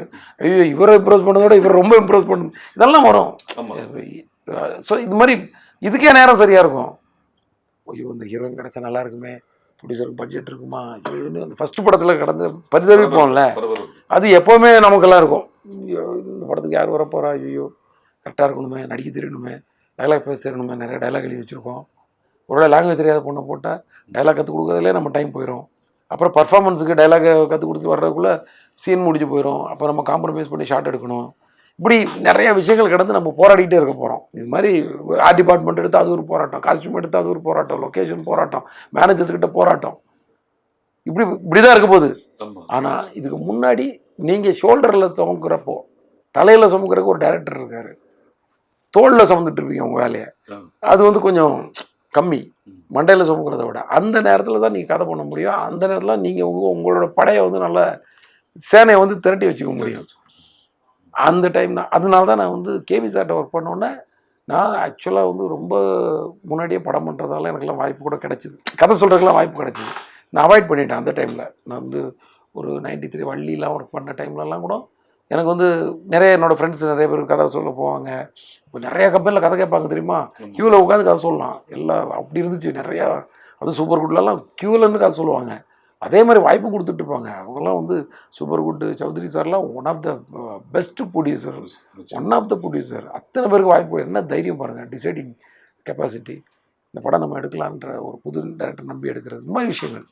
அந்த டைமில் நான் வந்து என்ன பண்ணேன், அவாய்ட் பண்ணிக்கிட்டேன். வேண்டாம், கொஞ்ச நாள் நல்லா கற்றுப்போம், நமக்கு அவசரம் இல்லை. ஏன்னா இது வந்து அதுக்கப்புறம் நம்ம கற்றுக்க முடியாதுன்னு நினைக்கிறேன். வாத்தியார வேஷம் போட்ட பிறகு நம்ம கற்றுக் கொடுக்க வேண்டிய கட்டாயத்தை வந்துடுவோம். அதுக்கப்புறம் நம்ம கற்றுக்கிறதுக்கு ரொம்ப கஷ்டமாயிடும், டைம் இருக்காது அப்படின்ட்டு தான் நான் உட்காந்துட்டு இருந்தேன். அதில் தான் எனக்கு கேபி சார்கிட்ட வாய்ப்பு கிடச்சிது. ஸோ கேபி சார்கிட்ட இருந்து சரண் சார்கிட்ட வரும்போது வந்துன்னா கேபி சார்கிட்ட இருந்து கற்றுக்கிட்ட உடனே ஐயோ இது வந்து நம்ம கரெக்டாக போய் லேண்ட் ஆகணும் அப்படின்னு சொல்லி நான் டிசைட் பண்ணி சைலண்டாக இருந்துட்டேன். வாய்ப்பே தேடி ஆக்சுவலாக ரொம்ப அலையலை. நான் அசிஸ்டன்ட் டைரக்டராக ஒர்க் பண்ணுறது தான் நிறைய வாய்ப்பு தேடி அலைஞ்சேன். டைரக்டர் வாய்ப்புன்றது எனக்கு ரொம்ப கொஞ்சம் சுலபமாக கிடச்சின்னு கூட சொல்லலாம். ஏன்னா நான் பெரிய டைரக்டர்ஸ் கூட, பெரிய ஹீரோஸ் கூட, பிரசாந்த், சிம்ரன், இந்த காம்போவில் நான் ஒர்க் பண்ணிகிட்டு இருந்தேன், பார்த்தேன் ரைசன். ஸோ அவங்களாம் பேசும்போது வாட் நெக்ஸ்ட் சாரி அப்படிலாம் ஒரு ஃப்ரெண்ட்லியாக பேசும்போது, உங்களுக்கு இப்படி ஒரு சீன் எப்படி இருக்குது சிம்ரன், இந்த மாதிரி ஒரு சீன் எப்படி இருக்கு, ஓ சரி நைஸா பிரசாந்த், இப்படிலாம் அவங்களுக்குள்ள பேசிட்டு இப்படி வந்து எனக்கு இதுக்கெல்லாம் வந்து இதெல்லாம் எப்படி நடந்துச்சுன்னா சரண் சார்ன்ற ஒரு மனிதர் அவர் நண்பனாக இருந்ததுனால தான். இல்லை இன்னொருத்தராக இருந்தால் இவ்வளோ ஈஸியாக நம்ம எல்லார்கிட்ட பழக முடியாது. பரத்வாஜ் சார்கிட்ட என்ன பண்ணுறீங்க, அடுத்து என்ன பண்ண போகிறீங்க, எவ்வளோ நாள் ஒர்க் பண்ணுறதா உத்தேசம் சார், நீங்கள் தான் எனக்கு மியூசிக் பண்ணு இப்படி சொல்லுவீங்க, அப்புறம் ஓடி போயிருவீங்க நீங்கள் அப்படி. சார் இன்னைக்கே டியூன் போடுவோம் சார் அப்படின்னு ஏதாவது ஒரு ஜாலியாக இப்படி இந்த காம்போவில் தான் நான் போய் படம் பண்ணேன். இதில் எனக்கு சரண் சாரும் சேர்ந்து சப்போர்ட்டு. நான் வந்து டைலாக் எழுதி தரேன், வேணா யூஸ் மை நேம் அப்படின்னு. பட் அவருக்கு டைலாக் எழுதுறதுக்கு வாய்ப்பு அந்த டைம் கிடைக்கல. அவர் அப்போது வேற ஒரு படத்தில் பிஸியாக இருந்ததுனால எண்டில் வந்து என் பேரை போடாதீங்க, அது தப்பாயிடும். ஏன்னா என்னால் உட்கார்றதுக்கு டைம் இல்லை அதில். ஏன்னா நான் எழுதியிருந்தேன்னா பேர் போடலாம், ஒரு ரஃப் வெர்ஷன் கூட எனக்கு பண்ணுறதுக்கு டைம் இல்லாமல் போச்சு. நம்ம ஆரம்பிக்கும் போது அப்படி ஆரம்பித்தோம், அதனால் இப்போ போட்டிங்கன்னா தப்பாக இருக்கும் அப்படின்னு அவரே சொன்னார். ஸோ நானே தான் எழுதிட்டேன், அது அப்படியே போயிடுச்சு. ஸோ அது ஒரு ஹெல்ப் மாதிரி தான் பண்ணுறேன். அது எவ்வளோ பெரிய ஹெல்ப்பு, என் நேமை யூஸ் பண்ணிக்கோங்கன்னு சொல்கிறதெல்லாம். ஸோ அந்த மாதிரி தான் என்னோடய ஃபஸ்ட்டு படம். அதில் தேவான மூவிஸு. துரை சார் வந்து நமக்கு வந்து ஒரு காட்ஃபாதர் மாதிரி தான் அவர். இது கொஞ்சம் விளக்கமாக ஏன் நான் சொல்கிறேன்னா நிறைய பேருக்கு யூஸ் ஆகலாம். ஏன்னா நான் மை இண்டியான்ற ஒரு படத்தில் ப்ரொடியூசர்கிட்ட சண்டை போட்டு ஓடினவன் நான் படத்தில் இருந்து, பாதி படத்தில் இருந்து. அதுக்கு காரணம் என்ன வேணாலும் இருக்கலாம், எனக்கு தான் பயங்கரமாக ட்ருன்னு இருப்பேன்ல நான் வேலையில். ஸோ ஏதோ ஒரு இஷ்யூ சண்டை போட்டு ஓடி போட்டேன். ஒரு வாரம் கழிச்சு என்ன குமார் சார் ஆஃபீஸில் பார்க்குறாரு. அவர் என்ன பிரதர் ஏதாவது ஒரு விஷயம் சொல்லிங்கன்னா உடனே ஓடிடுவீங்களா, வந்து வேலை செய்யுங்க பிரதர் அப்படின்னு அவர் உரிமையோட சொல்கிறாங்க. ஒரு ப்ரொடியூசரு அவர் எவ்வளோ கிரேட் பாருங்க அவர். ஸோ அதுக்கப்புறம் போய் ஒரு கொஞ்ச நாள் ஒர்க் பண்ணேன். அதுக்குள்ளே எனக்கு வேறு ஒரு ஒர்க் கிடச்சி போய்ட்டு அதுக்குள்ளே படமும் முடிஞ்சிருச்சு அந்த படம். ஆனால் அந்த படம் போய் ஒர்க் பண்ண ஆரம்பித்ததே ஒரு பாதியிலேருந்து தான் நினைக்கிறேன். Alex Pandian sir director. So அப்படி ஒரு எக்ஸ்பீரியன்ஸு. அவர் என்னன்னா அவர் கணிக்கிறார் பாருங்க, அடுத்து எனக்கு அவர் வாய்ப்பு கொடுக்குறாரு. பாதியில் ஓடி போனோம் நான். ஏன் ஓடி போனேன், அதான் அவரோட ஏன் ஓடி போனான்னு எனக்கு தெரியும். என்ன காரணத்துக்காக அவனுக்கு அந்த கோவம் வந்துச்சுன்னு எனக்கு தெரியும். அவர் தான் சொன்னார், கோவம் இருக்கிறவனுக்கு தான் சொரணம் இருக்கும், சொரணம் இருக்கவன் தான் வேலை செய்வான். அதை தான் நான் பிடிச்சிக்கிட்டேன். எல்லார்ட்டையும் நான் அதை சொல்லுவேன், நான் ஸ்ப்ரெட் பண்ணுவேன் நல்ல விஷயங்களை. உங்கள் கோவத்தை வந்து வேலைக்காக வெயிட்டிங்கில் வைங்க, உங்கள் கோவத்தை வேஸ்ட் பண்ணிடாதீங்க, தேக்கி வைங்க. உங்கள் வேலை வரலாம் அதில் காட்டுங்க. உங்கள் வேலையில் நீங்கள் கோவத்தை காட்டினா வேறு யாருக்குமே கோவம் வராது, வேலைக்காக தான் கோவப்படுறான்ட்டு. கரெக்டாக? இதே நீங்கள் உங்கள் கேரக்டரை நான் கோவப்படுற கேரக்டர் காட்டிங்கன்னா உங்களை பார்த்தா எவனும் மதிக்கவே மாட்டான். பட் உங்கள் வேலைக்காக வந்து சீக்கிரம் நடக்கணுன்றக்காக, அந்த வேலையை நல்லா செய்யணுன்றக்காக நீங்கள் ஒரு கோவப்பட்டீங்கன்னா அவங்க வந்து வேலை அது வந்து இதை வச்சுக்கோங்கன்னு நான் நிறைய பேருக்கு என்னால் முடிஞ்ச இதை சொல்லுவேன் கருத்து. ஏன்னா எங்கள் தேவான ப்ரொடியூசர் சார் சொன்னாங்க, நல்ல விஷயங்கள் எங்கேருந்து வேணாலும் வருங்க, ஒவ்வொருத்தர்கிட்ட ஒன்று வரும். எனக்கு அவர் தான் வாய்ப்பு கொடுத்தாரு. வாய்ப்பு மட்டும் கொடுக்கல, அந்த படம் அவரே ஒரு க்ரியேட்டிவ் ப்ரொடியூசர் தான், ரொம்ப வந்து இன்வால்வ் ஆகி பண்ணுவார் எல்லா படத்துலையும். என்கிட்ட ஃபஸ்ட்டு டே ஷூட்டிங் தூரத்தில் வந்து பார்த்தாரு. குமார் அண்ணங்கிட்ட சொல்லிட்டாரு மேனேஜர்கிட்ட, நான் இந்த படத்துக்குள்ளே வரமாட்டேன், அவங்க பண்ணட்டும் அப்படின்ட்டு. அது சொன்னது வந்து எனக்கு இன்னும் பெரிய பொறுப்பாகிடுச்சு, ஜாஸ்தி ஆகிடுச்சு. சரி அவர் வந்து ஷூட்டிங் ஸ்பாட்டெல்லாம் வந்து கொஞ்சம் நம்மளை வந்து இது பண்ணுவார் போல இருக்குன்னு பயந்துட்டு தான் இருந்தேன் நான், உண்மையாக சொல்கிறேன். ஆனால் அவர் அது மேலே எதுவுமே ஒரு கேள்வி கேட்கல, அவ்வளோ சப்போர்ட்டு அது. ஸோ எவ்வளோ பேர் ஒருத்தருடைய வெற்றிக்கு வந்து எத்தனை பேர் துணையாக நிற்கிறாங்க பாருங்கள். இந்த மாதிரி தான் ஒவ்வொருத்தர்லேருந்து ஒவ்வொன்று கற்றுக்கிட்டு ஒன்று இது மாதிரி நான், அதாவது அந்த அசிஸ்டன்ட் டைரக்டர் ஜாபை வந்து ஒரு என்ஜாய் பண்ணி அங்கேருந்தே ஒரு ப்ரொடியூசர் எனக்காக தயாராகி, நான் அந்த ப்ரொடியூசருக்காக தயாராகி என்னை வந்து ஒரு 2 hours ஒரு கதையை கேட்டு கன்ஃபார்ம்னு சொல்லி உடனே போய் ஒரு எல்லா ஆர்டிஸ்டையும் பார்த்து கன்ஃபார்ம் பண்ணி, பரத்வாஜ் சார், அது எல்லா டெக்னீஷியன், பிரியன் சார் ஏற்கனவே அசிஸ்டன்ட் டைரக்டராக இருக்கும்போதே அவரை நான் வந்து ஃபாலோ பண்ணிகிட்டு இருந்தேன். நான் வந்து சேரன் சார் படத்தில் வந்து நானும் சேரன் சார் ஒரு சாங் எடுக்கிறக்காக டெல்லி போனோம். அப்போ பிரியன் சார் வந்திருந்தார். ஏன்னா இப்படி ஒரு ஒர்க் பண்ணிகிட்ருக்காரு இவர், இவ்வளோ இன்ட்ரெஸ்ட்டாக ஓடி இது பண்ணி ஒரு பயங்கரமாக இருக்காருன்னு சொல்லி அவரோட ஃபேன் ஆகிட்டேன் நான். ஸோ அவரை பார்க்கும்போதெல்லாம் எங்கேயாவது அடிக்கடி மீட் பண்ணி அவர்கிட்ட ஏதாவது ஒரு கதை சொல்லுவேன், சீன் சொல்லுவேன், சாங் சிச்சுவேஷன் சொல்லுவேன். நான் சொல்கிறது படம் பண்ணுறதுக்கு முன்னாடி. அப்போ அதில் வந்து மைனஸ் ப்ளஸ் எல்லாம் சொல்லுவார். ஸோ ஃபஸ்ட் படம் பண்ணும்போது ஒரு பண்ணணும்னு நினைப்பேன். ஆனால் நான் வெங்கடேஷ் கூட தான் போகிறதா பிளான் பண்ணியிருந்தேன். அப்படி தான் இருந்துச்சு அந்த தருணம். ஆனால் அவர்கிட்ட ஒர்க் பண்ணணும்னு ஆசைப்படுவேன், இப்படி இருந்துச்சு. அதுக்கப்புறம் அவர் ஃபஸ்ட் படத்துக்கு அவரே வந்தார். ஏன்னா வெங்கடேஷ் வந்து சரண் சார் படத்தில் பிஸி ஆகிட்டார் அந்த ஜெமினியில். ஸோ நான் வந்து பிரியன் சார், அப்போ அடுத்த சாய்ஸ் எனக்கு பிரியன் சார் தானே ஒர்க் பண்ணேன். அவர் பிரியன் சார் வந்து வேலையில் வந்து ரொம்ப டார்ச்சர் பண்ணுவார். அவர் வந்து நாங்கள் வந்து எல்லோரும் நினைப்பாங்க 15 படம் ஒன்றா ஒர்க் பண்ணியிருக்காங்க, ரொம்ப ஒற்றுமையாக இருந்துப்பாங்க போல இருக்கு ஸ்பாட்லன்னு. நிறையா சண்டை தான் போடுவோம் நாங்கள். அதுதான் எனக்கு ரொம்ப பிடிக்கும். அதுதான் சொல்லுவேன், கதிர் ஆர்டிஸ்ட் நம்ம வந்து வேலைக்காக சண்டை போடுற வரைக்கும் அதுக்கு வந்து 6 மணிக்கு மேலே கிடையாது. 6 மணிக்கு மேலே நீங்கள் சண்டை போட்டால் தான் அது ரிஃப்ளெக்ட் ஆகும். வேலையில் சண்டை போடுறது அது இந்த சண்டைன்றது வந்து ஒரு ஆர்கியூமெண்ட், ஹார்ஷ் ஆர்கியூமெண்ட்ஸ், அவ்வளோதான். சண்டைன்ற கத்தி எடுத்துகிட்டு அந்த சண்டை ஹார்ஷ் ஆர்கியூமெண்ட்ஸ். நான் டைரக்டர் நான் சொன்னது தான் எல்லாம் செஞ்சாகணுன்றதெல்லாம் வந்து அப்படி கிடையாது. அது வந்து கன்சிடர் பண்ணணும், இது பண்ணணும். அவங்களுக்குன்னு ஒரு உரிமை இருக்குது, அவங்களுக்குன்னு எல்லா டெக்னீஷியனுக்கும் தாட்ஸ் இருக்கு. இருக்குல்ல, எல்லாத்தையும் நம்ம இம்ப்ளிமெண்ட் பண்ணணும். அப்படி தான் நாங்கள் ஒர்க் பண்ணோம். பட் இன்றைக்கி அவரை மிஸ் பண்ணுறோம். அவரை எவ்வளோ பெரிய கிரேட் அவர். இப்போ உங்ககிட்ட நிறைய அசிஸ்டன்ட்ஸ் அசோசியேட்ஸ் வந்து சீன் சொல்றதுக்கோ டிஸ்கஷன்ஸ்க்கோ இன்னும் தொடர்ந்து அவங்களுக்கு சப்போர்ட் பண்ணிட்டு இருக்கீங்க. ஸோ நீங்க ஒரு அசிஸ்டன்ட் டைரக்டர் வந்து கஷ்டப்பட்டதுனால கஷ்டப்படுறவங்க திறமையானவங்களை கூட வச்சுட்டு பிளான் பண்ணுன்றது கான்செப்டா இல்ல பாருங்க. எனக்கே வந்து தன்னை கொண்டே ஒரு 12 பேர் வேணும் எனக்கு டெய்லி டிஸ்கஸ் பண்ணுறதுக்கு. இப்படி சுற்றி உட்காந்தா தான் எனக்கு வந்து இப்படி வந்து பிளானிங்கில் வந்து கை தூக்குறதுக்கு வந்து இந்த பக்கம் ஒரு கருத்துக்கு வந்து 5 பேர், இந்த பக்கம் 7 பேர் அந்த பக்கம் கை தூக்கி சில விஷயங்கள் ரொம்ப காம்ப்ளிகேட் ஆகி போயிட்டே இருக்கும். ஈவினிங் வரைக்கும் முடியவே வராது. கடைசியில் எப்போ இதை முடிச்சுக்கலாமா அப்படின்னு கேட்பேன். முடிச்சுக்கலானே அவங்களாம் முடிய சொன்னால் தான் முடிப்பேன், இல்லை நான் முடிக்க மாட்டேன் அந்த ஒரு விஷயத்துக்கு. ஏன்னா எனக்குன்னு ஒரு கருத்து இருக்கும், ஒவ்வொருத்தருக்கும் ஒரு கருத்து இருக்கும். அப்போ கை தூக்கிடலாமா? ஸோ மேக்ஸிமத்துக்கு இப்போதைக்கு வந்து மேக்ஸிமம் மெஜாரிட்டிக்கு விட்டுருவோம். அதை மெஜாரிட்டி பார்த்து நம்ம வந்து வைக்கிறதா வைக்கலன்னு முடிவு பண்ணிவிடும். அப்போ கை தூக்குவோம். அந்த மாதிரிலாம் கருத்து ஓட்டு போட்டு கருத்து கணிப்புலாம் பண்ணுறதுக்கு எனக்கு வந்து ஒரு 10லேருந்து 12 பேர் தேவை. அது அப்படியே போயிட்டே இருக்கும். அதில் தான் வந்து எனக்கு ஒர்க் பண்ணுற ஒரு 6-7 பேர். இது இல்லாமல் வெளியில் நம்ம நண்பர்கள், நம்மகிட்ட ஏற்கனவே ஒர்க் பண்ணவங்க, நம்ம கூட சேர்ந்து முன்னாடி நம்ம ஒன்றா ஒர்க் பண்ணவங்க, டைரக்டராக இருந்து அவங்களும் வந்து ஃப்ரீ டைம் இருக்குன்னு வந்து ஒர்க் பண்ணுறவங்க, இந்த மாதிரி நிறைய பேரை கூட சேர்த்துப்பேன். ஏன்னா யார் மூலமாவது ஒரு நல்ல கருத்து வந்துடும், நல்ல விஷயம் வந்துடும், நல்ல அந்த ஸ்கிரிப்ட் எலிவேட் ஆயிருன்ற ஒரு நம்பிக்கை தான். அண்டு எங்கள் டிஸ்கஷன் வந்து ஓகேன்னு சொன்னால் யாருமே விட மாட்டாங்க. எதுக்கு நீ ஓகே சொன்ன, காரணம் சொல்லுன்றது தான் பெரிய பாயிண்ட்டாக இருக்கும். அதனால் யாரும் உடனே ஓகேன்னு சொல்ல மாட்டாங்க. இது ரொம்ப வில்லங்கமாயிரும். அப்படி தான் இருக்கும் எங்கள் டிஸ்கஷன் நல்லா போட்டு பிசைஞ்சிருவாங்க போட்டு, அவ்வளோதான். அதுக்கப்புறம் ஸ்பாட்டில் போய் ரொம்ப இது பண்ண வேண்டிய எல்லா கார்னரும் பேசி -+ பேசியிருப்போம். ஸோ ஸ்பாட்டில் ஒரு சின்னதாக ஒரு டெவலப்மெண்ட், அந்த மேக்கிங்குரிய ஸ்ட்ரெயின் தான் அதிகமாக இருக்குமே தவிர அங்கே போய் திருப்பி ப்ரிப்பரேஷன் ஒன்று இருக்காது. ஆல்ரெடி ப்ரிப்பேர் ஆகி எல்லாமே ரெடியாக இருக்கும். ஜஸ்ட்டு தாளிசம் பண்ணி எடுக்கணும், ஜஸ்ட்டு ஃப்ரை பண்ணி எடுக்கணும், மற்ற எல்லாம் மசாலாலாம் போட்டு எல்லாம் ரெடியாக வச்சுருக்க மாதிரி தான் இருக்கும் மேக்ஸிமம். சார், ரத்னம் யார்? ஹரியோட இன்னொரு ரெப்ளிகாவா இல்லை சொசைட்டியில் ரத்னம் யார்? ரிப்ளிகாலாம் என்னோட ரிப்ளிகாலாம் அப்படி கிடையாது. நான் யோசிக்கிற கேரக்டர் தான். நமக்கு வந்து ஒரு திடீர்னு ரோட்டில் ஒரு விஷயம் வரும்போது போய் அடிக்கணும்னு தோணும் தெரியுமா, அதை நம்ம செய்ய முடியாது. யாருமே அதை செய்ய வேணாம்.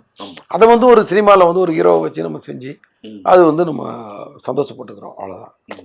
ஒரு படம் எடுக்கிறோம், அந்த படத்துக்கு ஒரு வாய்ப்பு கிடைக்குது, அந்த வாய்ப்பில் வந்து அந்த ஹீரோவுக்கு ஒரு கேரக்டரைசேஷன், அது நம்ம கோவத்தை அந்த ஹீரோ மேலே ஏற்றி அவங்க மூலமாக நம்ம சாதிச்சுக்கிறோம், அவ்வளோதான். அது end of the fight edit பண்ணி பார்க்கும்போது நல்ல அது வந்து திருப்தியாக வந்ததுன்னா இப்போ நமக்கு ஒரு ஆத்ம திருப்தி. உன்னை இந்த மாதிரி தப்பு பண்ணவனை நல்லா நொறுக்கி எடுத்தோண்டா அப்படின்னு. ஏன்னா இன்னைக்கு வித்தியாசமாக மக்கள் கெட்டு போய் கிடக்குறோம். எல்லாரும் சேர்த்து தான் சொல்லணும், என்னையும் சேர்த்து தான் சொல்லணும். நான் ஒரு இடத்துல பார்க் பண்ணால் அதான் கரெக்டாக நடன்னு எனக்கு ஒரு இடம், நான் இன்னொருத்த பார்க் பண்ணால் அவன் தப்பாக பண்ணுறான்னு ஒரு ஜடம். இந்த மாதிரி இப்படி வந்து எல்லாரும் மனசும் வந்து ஒரு கசாமுசாய்ப்பு தான். 60% எல்லாம் கெட்டு போயிட்டோம். ஒரு 40% மக்களால் தான் நாடு நல்லா போயிட்டுருக்கு. ஸோ இப்போ இந்த 60%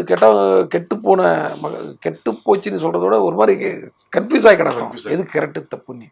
ஏன்னா நைட்டு 12 மணிக்கு சிக்னல் பகலில் 12 மணிக்கு ஓடுற மாதிரி ஓடிட்டு இருக்குது. அவன் நிற்க தோணுமா சொல்லுங்கள்? நான் வேணும்னே நிற்பேன். ஏன்னா நான் வந்து ஒரு கிரியேட்டிவ் ஜாபில் இருக்கிறதுனால, எனக்கு வந்து சினிமாவில் இருக்கிறதுனால எனக்கு அதை தாண்டி போகணுங்கிறது வந்து எனக்கு ரொம்ப உறுத்தும். ஏன்னா நான் நியாயம் நிறைய பேசுகிறேன்ல, நியாயமாக டைலாக் நிறைய எழுதுறதுனால சேர்றா விட்ற, நம்ம கவர்மெண்ட்டுக்கு அதை வந்து டைமிங்கையும் குறைக்க தெரியாது, அதை வந்து ஆரஞ்சு பண்ண மாட்டாங்க. நம்ம கவர்மெண்ட்னா நான் சொல்கிறது வந்து இது வந்து அதிகாரிகள்கிட்ட வருது. இதை வந்து அரசாங்கம் ஒன்று அதிகாரிகள் பண்ண வேண்டிய விஷயங்களை சொல்கிறேன். ஏன்னா அதிகாரிகள் தானே எல்லாத்தையும் எக்ஸிக்யூட் பண்ணுறாங்க. உடனே நீ வந்து நான் ஒரு அரசியல்வாதியை குறை சொல்கிறேன், அதை அப்படியே நினச்சிக்கோண்ணா. இது வந்து காலகாலமாக 40 வருஷமாக நம்ம பார்த்துட்டு இருக்க கூத்து தான் அது வந்து ஒரு நைட் ஓகே ஆஃப்டர் 10 o'clock ஒரு சிக்னலில் வந்து 40 seconds நிற்கணும், ஒரு பர்டிகுலர் சிக்னல். நான் ஒரு இது டீட்டெயிலாக சொல்லலான்னு நினைக்கிறேன். நைட்டு 10 மணிக்கு மேலே அது 20 செகண்டாக மாறணும். அது அப்போ என்ன பண்ணுவோம், நமக்கு ஒரு 2 நாள் கழிச்சு நமக்கு இது இன்னும் 20 செகண்ட்ஸில் அது போயிடும் அந்த சிக்னல். ஸோ நம்ம வண்டி வருதா வரல நின்று போகலான்ற அந்த மன இது வரும். எப்போவுமே அது 40 ஒரு வண்டி வரல, நான் ஏன்டா சும்மா நின்றுட்டு இருக்கணுன்ற மூடு அவங்களுக்கு வந்துடுது. நான் என்ன பண்ணுவேன்னா சினிமாக்கெல்லாம் போயிட்டு சத்தியம் தேட்டர் போயிட்டு வரும்போது கோடமாக சிக்னலில் எவனும் மதிக்க மாட்டான். நான் என் பசங்க வந்து நான் எப்படி சொல்லி கொடுத்துருக்கேன்னா ராங் சிக்னலில் கரெக்டாக நீங்கள் சொல்லி கொடுத்துருக்கேன். ஸோ இப்போ நான் நிற்கும் போது நிறைய பேர் நிற்காம போவாங்க. ஆனால் யாராவது ஒருத்தர் நிற்பாங்க தெரியுமா, அப்போ நாங்கள் உள்ளே கிளாப் பண்ணி போனாங்க. இப்போ நம்ம நின்றனால இன்னொருத்தர் வந்து நிற்கிறாரு, இதுதான் நமக்கு சக்ஸஸ். இவ்வளோ நேரம் நம்ம நின்னதுக்கு ஒரு 2 வண்டியை நிறுத்திட்டோம். ஸோ இவங்க வந்து ஃபர்தர் சிக்னல்ஸில் நிற்கிறதுக்கு வாய்ப்பு இருக்குது. இது மூலமாக அது டெவலப் ஆகிட்டோம். ஆனால் அந்த கோவம் மட்டும் அடக்க மாட்டேங்குது நமக்கு. எந்த கோவம்? அந்த சிக்னல் வந்து நைட்டு வந்து டைமிங்கை குறைக்கணும், இல்லைன்னா நீ ஆரஞ்சு சிக்னல் போட்டு சிக்னல் ஆஃப் பண்ணணும். ஆரஞ்சு சிக்னல்லாம் எல்லாருமே நின்று பார்த்துட்டு போகணும். அந்த டிசிப்ளின் நமக்கு வரணும். அவங்களுக்கு அந்த ஆரஞ்சு சிக்னல் கரெக்டாக போடுற அளவுக்கு, அந்த பிளிங்க் ஆகிற அளவுக்கு போடுற அளவுக்கு அவங்களுக்கு ஒரு டிசிப்ளின் வரணும் அதிகாரிகளுக்கு. இது எதுவுமே மேட்ச் ஆகாமல் குழம்பி போய் கிடக்குறோம். இந்த குழப்பத்தில் இருந்து தான் இந்த கதையே வருது. கோவத்தில் அந்த கோவத்தில் தான் சொல்கிறேன். நீ வந்து இருக்கிறது 20 அடி ரோடு, வண்டியோட அகலம் வந்து 6 அடி, ஆனால் பார்க்கிங் எதிர்த்து 8 அடி தேவை. இந்த பக்கம் ஒரு 1.25 அடி வேணும், அந்த பக்கம் 1 அடி வேணும். இதெல்லாம் சேர்த்தா 8 அடி. 8 to 16 அடி போச்சுன்னா நடுவில் 4 அடிக்கு பைக் தான் போக முடியும். ஒரு அவசரத்துக்கு ஒரு ஆம்புலன்ஸை கொண்டு போனேன். இப்படி நான் ஒரு விஷயம் கேள்விப்பட்டேன். ஒரு பேஷண்ட்டை வந்து ஆம்புலன்ஸ் ஏற்ற முடியாமல் அங்கேருந்து துணியில் போட்டு தூக்கிட்டு வந்திருக்காங்க. கிட்டத்தட்ட 200 மீட்டருக்கு. இந்த மாதிரி ரோட்டில் ஃபுல்லாக வண்டி போட்டுடுறாங்க. வண்டி ரோடு நம்ம போடுறதுக்கு தான் இருக்குது. அதுக்குள்ளே வந்து ஒரு எத்திக்ஸ் இருக்கணும்ல. இதெல்லாம் வந்து என்னென்னா அந்த திமிரு பிடிச்ச கூட்டம் தான் அதெல்லாம் பண்ணுது. இதில் வந்து கொஞ்சம் ஒரு ஏமாளியான இருக்க கூட இதை கேட்க முடியாமல் அப்படியே அட்ஜஸ்ட் பண்ணி அப்படி கடந்து போயிடுறாங்க. நம்ம ரத்னம் என்ன பண்ணுறான்? கோவத்தில் சொல்லி பார்த்தான், கேட்கல. பேசி பார்த்தான், மதிக்கலை. நைட்டை மொத்த வண்டியை அடிச்சு உடச்சிட்டான். என்னை போலீஸ் அரெஸ்ட் பண்ண அவ்வளோதானே, 15 நாள் உள்ளே போகிறேன், அதுக்கப்புறம் நான் சொல்லிக்கிறேன் அப்படின்னு சொல்லி. இது மாதிரி ஒரு டேரிங் ஒரு கேரக்டர். ஏன்னா இவனுங்களுக்கெல்லாம் வந்து சொன்னால் இவனுக்கு மண்டையில் ஏறாது. அடிச்சு உடச்சிட வேண்டியதான். எவனோ ஒரு பொண்ணை வந்து அசிங்கப்படுத்தினா போய் கையை உடச்சிடணும் அவனை. அதுக்கப்புறம் நம்மளை பண்ணிக்கட்டும். ஏன்னா அவனு என்ன பொறுக்கிம்பாங்க, ரவுடிம்பாங்க, போலீஸில் வச்சு உதைப்பாங்க, பரவாயில்ல. ஆனால் நான் அது வந்து அதுக்காக போயிட்டு நான் சும்மா போய் என்ன காரணம்னு கேட்டுட்டு இருக்க ஆள் கிடையாது. மௌனவனுங்கெல்லாம் கையை உடச்சாதான் அதெல்லாம் திருந்தனி கோவப்படுற ஆள். இது வந்து நான் ஒரு எக்ஸாம்பிளுக்கு சொல்கிறேன். இப்படி ஒரு கோவப்பட்டு வந்து அவன் ஒரு எந்தெந்த பிரச்சனையை டீல் பண்ணுறாரு. சமூகத்தில் நிறைய பேர் கோவத்தோடு இருக்காங்க, ஆனால் கடந்து போயிடுறாங்க. கடந்து போகாமல் இறங்கி வேலை செய்கிறாள் தான் ரத்னம். எஸ், கடந்து போக முடியாமல் கடந்து இது பண்ணுறது தான். அதனால தான் நீங்கள் வந்து இந்த படத்தில் சோஷியல் இஷ்யூஸும் இருக்குது, பொலிட்டிக்கலும் இருக்குது. ஒரு சென்சிட்டிவான டாபிக் வைக்கிறதுனால தான் இந்த ட்ரெய்லரோட ஃபினிஷிங்கில் பார்த்தீங்கன்னா போலீஸ் மெடல் கொடுக்கணும்னா நம்ம ரத்னத்துக்கு தான் மெடல் கொடுக்கணும் மாதிரி ஒரு டைலாக் இருக்குது. அதுக்கு என்ன ரீசன்? அது ரீசன் நீங்கள் படத்தில் பார்த்துக்கோங்க. பொதுவாகவே சார் அது வந்து ஒவ்வொருத்தரும் ஒவ்வொரு மாதிரி டிஸ்கஸ் பண்ணுறாங்க. டிஸ்கஸ் வரட்டும் சார், அவங்களும் ஒரு ஐடியாவோட வரட்டும். அவங்க ஐடியாவும் படமும் மேட்ச் ஆகுதானே. மக்கள் ஒரு த்ரில்லு தானே. நம்ம ஒரு படம் இந்த படம் இப்படி இருக்கும்னு நினச்சி வருவோம். அதே மாதிரி இருந்தாலும் ஒரு இன்ட்ரெஸ்டாக இருக்கும். இல்லாமல் உள்ட்டா டேய் நம்ம இது நினச்சி இப்படி ஒன்று இருக்கு அப்படி அதை விட்டுருவோமே, நம்ம உடச்சி விடுவேன். நீங்கள் ஒரு விஷயம் முன்னாடி சொன்னீங்க, தெரியாத விஷயத்த தகவலா சொல்றதை விட தெரிஞ்ச விஷயத்த டிஃப்ரெண்டா சொன்னாதான் இன்ட்ரெஸ்டிங்கா இருக்குன்ற மாதிரி ஒரு தகவல். அது என்ன, இந்த நிறைய மீம்ஸ்லாம் பார்ப்பேன் நான். அந்த வலைப்பேச்சு அது விஷயங்கள் அதில் வந்து புது கருத்துலாம் எதுவுமே இருக்காது. முன்னாடி கல்கண்டின்னு ஒரு புக் இருக்கும் தெரியுமா? அந்த புக்கில் வந்து நிறைய தகவல் புது தகவலாக இருக்கும். அது ஒரு இன்ட்ரெஸ்ட். அதுதான் ஜப்பானில் வந்து இப்படி ஒன்று இருக்கா, இப்படி ஒரு புல்லட் ட்ரெயின் இருக்கா அந்த காலத்தில், இன்னொன்று பாரிஸில் வந்து இப்படி ஒரு ஈஃபில் டவர் இருக்கா, ஏதோ இந்த மாதிரி பொது விஷயங்கள் நிறையா, இல்லை எங்கேயா நடந்த விஷயங்கள் சம்பவங்கள், இந்த மாதிரி ஒரு சம்பவம் நடந்தது, இது மாதிரிலாம் நிறைய விஷயங்கள் இருக்கும். அது ஒரு இன்ட்ரெஸ்ட்டு. ஆனால் இப்போ இருக்கிற வலைப்பேச்சு வந்து தெரிஞ்ச விஷயங்களை ஞாபகப்படுத்துறது தான் நிறையா இருக்குது. புது தகவல்ன்றது ரொம்ப 10% தான் இருக்குது. அந்த 90% தெரிஞ்ச விஷயங்களாக இருக்குது நமக்கு. ஆனால் அது ரொம்ப இன்ட்ரெஸ்டாக இருக்குது. என்னென்னா ஆமாம்ல நம்ம கொஞ்சம் மறந்துட்டோம்ல, இப்படி ஒன்று இருக்குல்லன்னு ஞாபகப்படுத்திக்கிற மாதிரி இருக்குது. அதை தான் நான் சொன்னேன். இன்றைக்கி நம்ம சினிமாவில் சொல்கிற எல்லா விஷயங்களும் வந்து மக்களுக்கு தெரியாத விஷயங்கள் கிடையாது. டிராஃபிக்கில் வந்து ஒழுங்காக நின்று போகணுன்றது ஒன்றும் தெரியாத விஷயங்கள். நம்ம எப்படி அதை சொல்கிறோன்ற இன்ட்ரெஸ்ட் தான் அங்கே. அதுதான், அது புது தகவல் கிடையாது, தெரிஞ்ச தகவல். அதை வேறு மாதிரி சொல்லியிருக்கிறோம். இப்போ நான் வந்து ஒரு எக்ஸாம்பிளுக்கு, இப்போ சப்போஸ் அந்த பூஜையில் வந்து ஹீரோக்கிட்ட வந்து ஹீரோயின் கேட்பாங்க. அவங்க வந்து என்ன பண்ணுவாங்கன்னா, அவங்களுக்கு வந்து இவர் தண்ணி அடிக்கிறது தம் அடிக்கிறது பிடிக்காது. எந்த பொண்ணுக்குமே வந்து தன்னோட ஃப்ரெண்டோ லப்பரோ ஹஸ்பண்டோ ஒரு கெட்ட பழக்கம் வச்சுருக்கிறது கண்டிப்பாக பிடிக்காது. ஆனால் நம்ம லவ் பண்ணுறோன்ற ஒரு இதை வச்சுக்கிட்டு, அது என்ன அந்த ஒரு கிரிப்பை வச்சுக்கிட்டோ வடவர் அந்த இதை வச்சுக்கிட்டு அவரை வந்து ரூல் பண்ணுன்றதும் அவளுக்கு பிடிக்காது. ஏன்னா நான் லவ் பண்ணுன்றக்காக நான் உடனே உன்னோட உரிமை எல்லாத்துலையும் தலையிடணுமான்னு நினச்சிடக்கூடாதுன்றது. அதனால் அவங்க என்ன சொல்லுவாங்கன்னா, நீ எத்தனை சிகரெட் ஒரு நாளைக்கு பிடிக்கிற, எவ்வளோ எத்தனை நாளைக்கு ஒரு தடவை தண்ணி அடிக்கிற கேட்டு, நீ சொல்கிறத பார்த்தா கொஞ்சம் கரெக்டாக தான் இருக்குது, இதெல்லாம் இதை எப்படியே மெயின்டைன் பண்ணிக்கிட்டால் பிரச்சனை இல்லை, இதை விட்டு அதிகமாக போனால் தான் டேஞ்சரு அப்படின்னு சொல்லிட்டு கடந்து போயிடுவாங்க. இவருக்கு அது சுருன்னு உரைக்கும். இப்போ என்னென்னா அவளுக்கு நம்ம பிடிக்கிறது வேணான்னு தோணுது, ஆனால் சொன்னால் மரியாதையாக இருக்காது. அதனால் இப்படி வேறு மாதிரி இன்டெரக்டாக சொல்லிட்டு போகிறாங்க. இந்த பொண்ணுக்கே இவ்வளோ வலி இருக்குன்னா அப்போ என் அம்மாவுக்கு எவ்வளோ வலி இருக்கும் என்ன நினச்சி. ஏன்னா நான் கெட்ட பழக்கம் வச்சுருக்கேன்னு எங்கள் அம்மாவுக்கு தெரியும்னு சொல்லி அவர் ஃபீல் பண்ணி எல்லாம் தேவையா நமக்கு விட்டுலாம்ல இப்படின்னு அது கூட நான் விட்டுறேன் இன்றைக்கி திருந்திடுறேன் அப்படி இல்லாமல் வேறு இதில் என்னென்னா அந்த பொண்ணோட அப்ரோச் வந்து வேறு மாதிரி இருக்கும். நீ பிடிக்க வேணான்னு சொல்ல, ஆனால் இந்த அளவு மாறாமல் வச்சுக்கோன்னு ஒன்று சொல்லுவாங்க. இதுதான் இன்றைக்கி வந்து அந்த விஷயங்களை வந்து இன்னும் டைரெக்டாக மூஞ்சில் போய் குத்துற மாதிரி சொல்லாமல் ஒரு ஃப்ரெண்ட்லியாக கொண்டு போகிற விஷயமா நான் பார்க்குறேன். உங்களோட ப்ளஸ்ன்றது வந்து எல்லாருமே சொல்கிறாங்க, உங்களோட டைலாக் வந்து ஒரு லைனில் இருந்தாலும் அது இம்பேக்ட் அதிகமாக இருக்குன்னு சொல்லி. ஒரு படத்தில் கூட நீங்கள் சொல்லியிருப்பீங்க, காயப்பட்டவனுக்கு அது ஆறுற வரைக்கும் தான் வலி, ஆனால் காயப்படுத்தவனுக்கு ஆயுஸ் ஃபுல்லாக வரின்றது ஒரு லைன் தான் கேட்கும் போது, ஆனால் அதை ஃபீல் பண்ணும்போது அதோட இம்பேக்ட் ஜாஸ்தி. இது எப்படி உங்களுக்கு இன்ஸ்பயர் ஆகுது இந்த மாதிரி ஒரு விஷயங்கள்? இல்லை, எனக்கு அந்த சீன்லாம் எழுதும்போது இதெல்லாம் வந்து ரொம்ப உணர்வுபூர்வமாக இருந்துச்சு. ஏன்னா ஜஸ்ட் எந்த தப்பும் பண்ணாத ஒருத்தன், இவனும் வந்து அவனை எதுவும் காயப்படுத்தணும்னு நினைக்கவே இல்லை. அவன் ஒரு கெட்டவனை நோக்கி பாயிறான், அது ஒரு நல்லவன் கை போயிடுச்சுன்ற வழியில் இவன் துடிச்சு தான் கிடப்பான். வாழ்க்கை ஃபுல்லாகவே அவன் வந்து ரணமாயிடுவான். அவன் ஏதாவது காயப்படுத்துகிறவனோட பெயின் வந்து, அதுவும் அந்த கேரக்டர் இடது கையில் சாப்பிட்றத பார்க்கும்போது எனக்கு மனசு வலிக்குதுன்னு அழும்போது, அது வந்து உண்மையிலே ஒரு நல்லவன் வந்து தப்பு பண்ணிட்டா அப்படி தான் கும்பிடுவான். தப்பு யார் பண்ணாலும் தப்பு தான், ஆனால் ஒரு நல்லவன் தப்பு பண்ணதுக்கும் ஒரு கெட்டவன் தப்பு பண்ணதுக்கும் உள்ள வித்தியாசம் தான். அதுவும் இந்த படத்தில் ரிஃப்ளெக்ட் ஆகும். நான் காசுக்காக கண்டதையும் பண்ணுற பொறுக்கி கிடையாது, கொள்கைக்காக ஏதோ ஒன்று பண்ணுற ஒரு ஆள் அப்படின்னு சொல்லுவார் அவர். அந்த டைலாக் அங்கே படத்தில் பார்த்துக்கிட்டு, ஏன்னா நான் வந்து அதே கேரக்டர் அந்த மாதிரி தான் எதாவது பண்ணுவேன். ஆனால் நான் காசுக்காக பண்ணல, பொறுக்கி மாதிரி வந்து எனக்கு ஒரு காசுக்காக வந்து ஏதோ ஒரு கொள்கை இல்லாமல் சுற்றுற ஆள் கிடையாது நான் அப்படின்னு விஷயங்கள். அந்த மாதிரி ஆள் அவர். அதுதான் அந்த இடத்துல அந்த மாதிரி இருக்கிறவனுக்கு வந்து வலிக்கும். நம்ம இந்த தப்பு நம்ம பண்ண ஒரு செயல் வந்து ஒருத்தரை பாதிச்சிருச்சுன்றது யாராலும் தாங்க முடியாது. நல்ல மனசோடு இருக்கிறவங்க, யதார்த்தமாக வாழ்கிறவங்களால அது தாங்க முடியாது. அடுத்தவங்க ஹர்ட் ஆனால் அவங்களுக்கு வந்து அதை வெளியே ரிஃப்ளெக்ட்லாம் பண்ணி ஐயோலாம் அழலாம் மாட்டாங்க, ஆனால் உள்ளே அவங்களால தாங்க, அவங்களுக்கு தூக்கம் வராது. அது வந்து அவங்களுக்கு மட்டும்தான் தெரியும் அந்த விஷயம். பக்கத்தில் இருக்கவங்ககிட்ட கூட ஷேர் பண்ண மாட்டாங்க, ஏன்னா என்னால் அந்த இது நடந்து போச்சு அது. ஆனால் மனசுக்குள்ளே வலிக்கும். அந்த வலியை தான் நம்ம ஹீரோ வாயிலாக சொல்லியிருப்போம். பொதுவாக உங்களோட படத்தோட இந்த 17 படத்தோட ஹீரோஸ், இந்த 17 இன்னும் பார்க்கல மக்கள், இந்த 16 படத்தோட ஹீரோஸ் வந்து பேசிக்கலாவே ஒரு இன்டெலிஜென்ஸ் பிரில்லியன்ஸாவே இருக்கிற மாதிரி தான் நீங்க கேரக்டரைசேஷன் பண்றீங்க.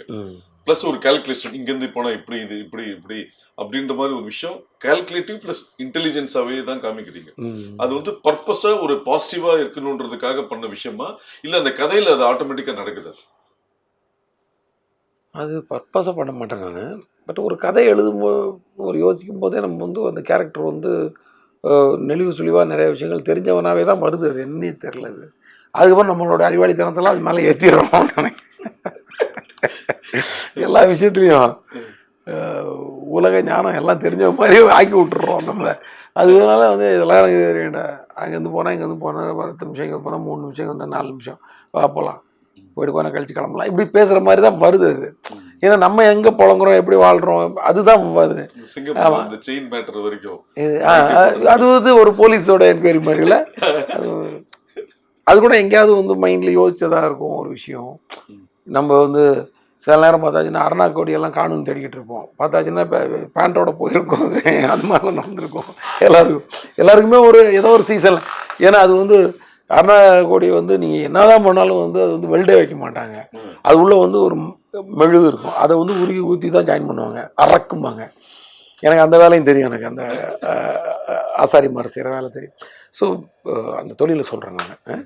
ஸோ அந்த வேலை எனக்கு தெரியும். அது இப்போ என்னன்னா அது எனக்கே ஒரு நாள் கண்டிப்பாக கலந்துக்கும், எனக்கே ஒரு நாள். அது வெள்ளிங்கிறதுனால அது வந்து கலந்துக்கிட்டாலும் யாரும் ரொம்ப பதில் பண்ணுவோம். ஏன்னா வெள்ளிலாம் அப்போ வந்து கிராமம் வந்து 12 ரூபாவில் இருந்தது, 20 ரூபாய்கள் இருந்துச்சு, இப்போ ரொம்ப அதிகமாகிடுச்சுன்னு நினைக்கிறேன். ஸோ அதனால் அப்படி தான் அறக்காதான் இருக்கும், வெல்டு இருக்காது. அது கன்ஃபார்மாக ஒருத்தர் காணாமல் போகும், பார்த்தாச்சுன்னா அது வந்து வேஸ்ட்டில் எங்கேயோ ஒருத்தர் மாட்டிக்கிட்டு இருக்கோம், இல்லைன்னா பேண்ட்டில் மாட்டிகிட்டு இருக்கோம். இது மாதிரி விஷயங்கள் தான் அதில். அது அப்போ நைட்டியில் தான் இருக்கும், போய் எடுத்துப்பார் அப்படின்னு சொல்லுவார். ஸோ அவர் போலீஸாக இருக்கிறதுனால அது ரொம்ப வியப்பாக இருக்காது நமக்கு, ஏன்னா அவரோட மூளை ஃபுல்லாகவே போலீஸ் மூளையாக தான் இருக்கும். எனக்கும் இந்த போலீஸு மேலே இன்ட்ரெஸ்ட்டு ரொம்ப, அந்த வேலைக்கெல்லாம் போகணுன்னு ஆசைப்பட்டதுனால நிறைய இந்த கிரிமினல் பிரெயின் நிறைய வேலை செஞ்சுட்டே இருக்கும். ஸ்கிரிப்ட் பண்ணும்போது உங்களுக்கு எவ்வளோ இதில் வந்து இன்டெலிஜென்ஸ் ஏற்றலாம் அப்படின்ற மாதிரி ஒன்று மைண்டு போயிட்டே இருக்கும். ஸோ ஒரு வேங்கையில் வந்து ஒரு சாமானியன், ஒரு சின்ன பையனாக தான் காட்டியிருப்பேன், ஒரு வாலிபன் பையன். அவர் கூட நிறைய பிரில்லியன்ட் வேலைகள் நிறைய பண்ணிகிட்டே இருப்பார். அதாவது அது ஒரு பெரிய ப்ரில்லியன்ட் மூவாக அது தெரியாது படத்தில்.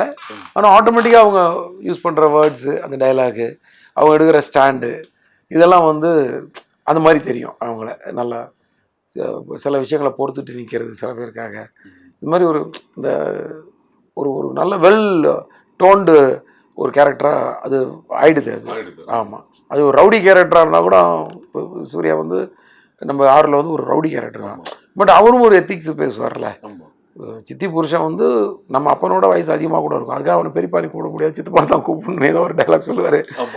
அதெல்லாம் வந்து அவங்க வந்து அந்த அந்த மாதிரி ஒரு ஃபிலாசபி பேச முடியும். ஒரு பொண்ணை வந்து ஒரு நம்பி வந்த பொண்ணை வந்து போட்டு கொடுக்கக்கூடாதுரா. ஒரு ஒரு பொண்ணை வந்து நம்ம கூட வந்துச்சுன்னா அது வந்து ஒரு முறைடா. ஒரு பிரச்சனைன்னு வந்துச்சுன்னா அதில் அந்த பொண்ணை பேர் எழுக்கக்கூடாதுன்றது ஒரு முறை அப்படின்னு ஒரு வார்த்தை சொல்லுவார். அதுலேயே அவர் வந்து நீங்களாவது அண்ணன்னு உதட்டுன்னு தான் சொல்றீங்க, ஆனால் நான் அடி வயிற்றுலேருந்து சொல்கிறேன். அது அது அது ஒரு விஷயம் சொல்லுவாங்க. யாருமே நான் என்னைக்குமே அண்ணனே அடி வயிற்றுல இருந்தாலும் சொல்லியிருக்கேன். நீங்கள் வந்து வெறும் வாயில் இருந்தாலும் சொல்லியிருக்கிறீங்க. நீ என்ன யாரும் தம்பியாகவே நினைக்கலன்னு ஃபீல் பண்ணுற இடங்கள்.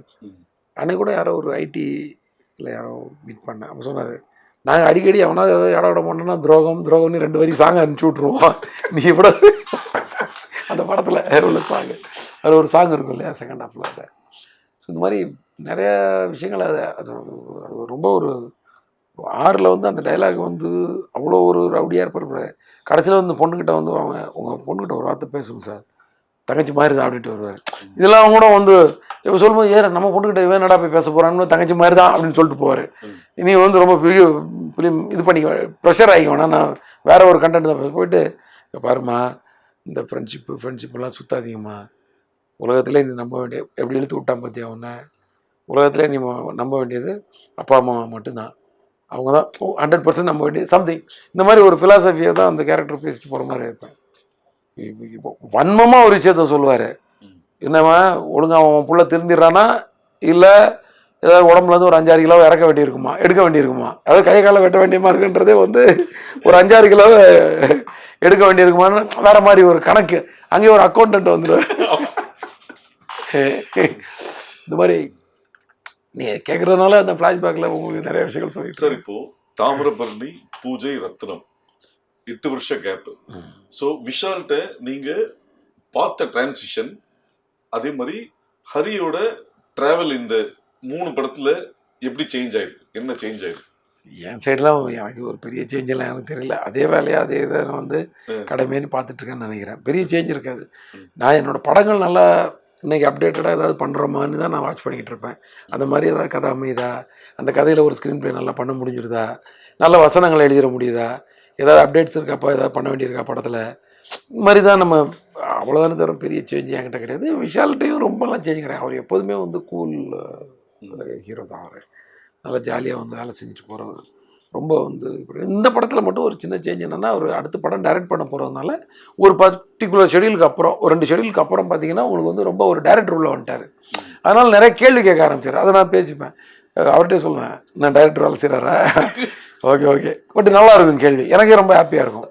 இப்போ அது வந்து முன்னாடி அது கூட கேட்க மாட்டேன். ஏன்னா அது முதல்ல வந்து கதை கேட்கும்போதே ஏதாவது கேள்வி இருந்தால் கேட்டுருவார். அதோட அவர் வந்து டோட்டலாக டைரக்டர் டோப் படிச்சுட்டு அவர் பாட்டு கூலாக வந்து ஆக்ஷனாக தான் அவர் சீரியஸாகவே ஆவார். அது வரைக்கும் சாதாரணமாக கேஷுவலாக தான் நின்றுருப்பார் அந்த மாதிரி. ஸோ இந்த படத்தில் அந்த சேஞ்ச் இருந்துச்சு. மற்றபடி கேரக்டராக அவர் எப்போதுமே ஒரே மாதிரி தான், எல்லாரையும் மதிக்கிறவர், எல்லாரும் ரெஸ்பெக்டாக பிஹேவ் பண்ணுறவர். இப்போது விவேக் சார் வந்து முன்னாடி ஒரு பேட்டியில் சொன்னார், ஹரி வந்து அப்படியே எதிர்காலத்தில் ஓடி வர மாதிரி ஓடுவார், பரபரன்னு இருப்பார். அது மாதிரி ஒரு டைரக்டர் ஒரு ஹீரோ பண்ணும்போது நீங்கள் இந்த ஃபிசிக் இப்படி சேஞ்ச் பண்ணிக்கணும், உங்கள் உருவத்தை இப்படி மாற்றிக்கணும், இப்படி மோல்ட் பண்ணிக்கணும்னு சொல்லுவாங்க. ஆனால் நீங்கள் இந்த படத்தில் ரத்னம்ல இந்த படத்தில் நீங்கள் ஃபிசிக்கை மாற்ற வேணாம், ஒரு நாளைக்கு 8 கிலோமீட்டர் ஓடுற மாதிரி ரன்னிங் ப்ராக்டிஸ் பண்ணிக்கோங்க அப்படின்ற மாதிரி ஒரு தகவல் சொன்னாங்க. இது அந்த ஸ்க்ரீன் பிளேக்கு அது எந்த விஷயத்தில் எதுக்காக? அதுதான் கரெக்டாக நல்ல கேள்வி. என்னென்னா உங்கள் ஃபிசிக் எனக்கு எப்படி இருந்தாலும் பிரச்சனை இல்லை, இவன் டோன்ட் கேர் கேரக்டர். இவன் டெய்லி வந்து ஒர்க் அவுட் பண்ணி பக்காவாக வந்து அப்படியே கட்ஸோடலாம் வந்து நிற்கிற கேரக்டர் கிடையாது. ஆனால் துரத்தி அடிக்கிறான்ல, அந்த மாதிரி தான் எல்லா ஃபைட்டும் வச்சுருக்கேன். நான் வந்து 8 ஆக்ஷன் சீக்வன்ஸ் இருக்குது. அந்த 8ம் வந்து என்னென்னா நான் மெயினாக டிஸ்கஷன்லேயே டிசைட் பண்ணுறது, இது ஒரு வெறும் ஃபைட்டாக இருந்துடக்கூடாது, இதில் வந்து ஒரு சேஸ் இருக்கணும். இந்த ஃபைட்டுக்குள்ளே வந்து ஒரு ஒரு ஃபைட்டுக்கு முன்னாடி வந்து ஒரு ஓடி போய் ஒருத்தனை போய் பிடிக்கிறதுக்கு ஓடுறதோ, இல்லை இவர் யாரையோ காப்பாற்றுறதுக்கு ஓடுறதோ, இந்த மாதிரி ஒரு ஓட்டமும் நடையுமா அந்த விஷயம் இருக்கணும். ஸோ நடுவில் அடிதடிங்கிறது கம்மியாக வச்சா போதும் நம்ம. ஸோ முன்ன பின்னா நமக்கு ஒரு பெரிய ஒரு ஒரு ஒரு சாலிடாக ஒரு ஃபுட்டேஜ் வேணும் இல்லையா, அது அந்த மாதிரி நம்ம ஸ்க்ரீன் ப்ளே பண்ணிடணும். ஏன்னா கதை நம்மளை அப்படி தான் சொல்லுது. ஸோ வெறும் நின்று அடிக்கிற மாதிரி ஒரு 2 ஃபைட் இருந்தால் போதும். மற்றபடி எல்லாமே ஓடி ஆடி அந்த மாதிரி இருக்கணும் போது ஹீரோவுக்கு வந்து ஓடி ஒருத்தனை துரத்தி பிடிச்சிக்கிட்டு குறுக்க வர்றவங்களாம் அடிக்கிற மாதிரி ஒரு ஃபைட் வச்சோன்னு வச்சுக்கோங்க. இப்போ அவர் துரத்துட்டு வந்தால் காலையிலேருந்து ஒரு டேக்குக்கு எத்தனை கிலோமீட்டர் ஓடணும் பாருங்கள். ஒரு ஷாட்டுக்கு எத்தனை டேக் போகும், அது ஆக்ஷன் சீக்வன்ஸ் தான். அத்தனை டேக்கும் ஓடணும். ஒரு 100 மீட்டர் கணக்கு வச்சாலே ஒரு 5 டேக் 6 டேக்குன்னா அதே 600 மீட்டர் ஆச்சு ஒரு ஷாட்டுக்கு. 20 ஷாட் 25 ஷாட் நினச்சி பாருங்கள். ஒரு நாளைக்கு 10 கிலோமீட்டர் மினிமம் ஓடி ஆகணும். ஸோ அதனால தான் நான் அதை சொன்னேன் அவர்கிட்ட. அவருடைய ட்ரெயினர் கூட பார்த்தேன், தம்பி ஒரு விஷயம் ஞாபகம் வச்சுக்கோ, ஃபஸ்ட்டு டேவே கிட்டத்தட்ட 10 கிலோமீட்டர் ஓட வேண்டியிருக்கு. இது வந்து தொடர்ந்து 80 நாளும் ஓட போகிறாரு அவர். நடுவில் எனக்கே ஒரு நாள் சீன் எடுக்கிற அன்றைக்கி ஓடாமல் இருப்பார். அதனால் நீ வந்து சார் நாங்கள் நல்லா ஒர்க் அவுட் பண்ணுவோம், அது கிடையாது, ஓடுறதுக்கு ட்ரைனிங் கொடு ஹீரோவுக்கு. அங்கே வந்து அவருக்கு வந்து அது வந்து ஒரு சேலஞ்சிங் ஆகிடக்கூடாது, அது வந்து ஈஸியாகிடணும் அப்படின்னா ஓகே சார் பண்ணிடலாம். பார்த்தா அதுவும் மாஸ்டருங்கெல்லாம் பின்னி எடுத்தாங்க. நானாவது கொஞ்சம் நியாயம் பார்ப்பேன். ஒரு எந்த கட்டு அவ்வளோதான் ஓட வைப்பேன் ஹீரோவை. ரொம்ப ஓட வைக்க மாட்டேன் நான். லென்த்தை வந்து கரெக்டாக மெஷர் பண்ணி தான் ஓட வைப்பேன். இங்கேருந்து இங்கே தான் வைப்பேன்னு சொல்லி உடனே கட்டுன்னு சொல்லுவேன். ஏன்னா ஓடுற ஒவ்வொரு நிமிஷம் ஒவ்வொரு இது பர்ன் ஆகிட்டே இருக்குது, உடம்புல டயர்ட் ஆகிட்டு இருக்கும், நம்ம வேஸ்ட்டாக அதுக்கு ஓட விடணுன்ற மாதிரி. மாஸ்டருக்கு வந்து நல்லா வரணுன்றக்காக அந்த வெறியில் ஐயோ எனக்கு மூச்சு முட்டு ஓடும்போது அவர் துரத்திட்டு ஓடுறது பார்த்தா. ஸோ அது வந்து நல்லா நடந்துச்சு அந்த ஃபைட். நீங்கள் ஃபைட்டை பார்க்கும்போது தெரியும் நீங்கள் எப்படி ஓடி இருக்காங்கன்னு வந்து பாருங்களேன். ஐயோ சார், ஒரு டைரக்டர்ஸ் வந்து அவங்க விஷுவலைஸாக என்ன பண்ணி ஷூட் பண்ணாலும் அதை என்ஹான்ஸ் பண்ணி லிஃப்ட் பண்ணுறது ஒரு மியூசிக் டைரக்டர். ஸோ இந்த படத்தில் டிஎஸ்பி அவருக்கு உங்களோட ஜேர்னியில் ஒரு 6வது படம். இந்த படத்துக்கு டிஎஸ்பியோட இம்பார்ட்டன்ஸ் என்ன? சாங்கா ரீரிகார்டிங்க? முதல்ல சாங்குன்னு சொல்லலாம். ஏன்னா ரீரிகார்டிங்க்கு முன்னாடியே சாங்ஸ் எல்லாம் வர ஆரம்பிச்சிச்சு. இதில் சாங்கே வந்து நாங்கள் வித்தியாசமாக பண்ணோம். இந்த படத்துக்கு வந்து மொத்த சாங்கே ஷூட் பண்ணி அதர் ஒன் சாங், அது அந்த சாங் வந்து சவுண்டோட ஷூட் பண்ண வேண்டிய டான்ஸ் பிட்டு. மற்ற சாங் எல்லாமே வந்து 5 சாங் 6 சாங் இருக்குது. பிட் சாங்கெல்லாம் சேர்த்து 7 இருக்குதுன்னு வச்சுக்கலாம். அது வந்து எல்லாமே வந்து கொஞ்சம் மாண்டேஜஸ் மாதிரி தான் இருக்கும். ஸோ அதனால் ஆனால் அப்போ கூட ஒரு மாண்டேஜ் சாங் கூட நமக்கு ஒரு சாங்கு சப்போர்ட்டுக்கு இருந்தால் அது வேறு மாதிரி தான் இருக்கும். பட் அவரோட பிஸி ஷெடியூலில் நான் அப்படி சொல்லிட்டேன்.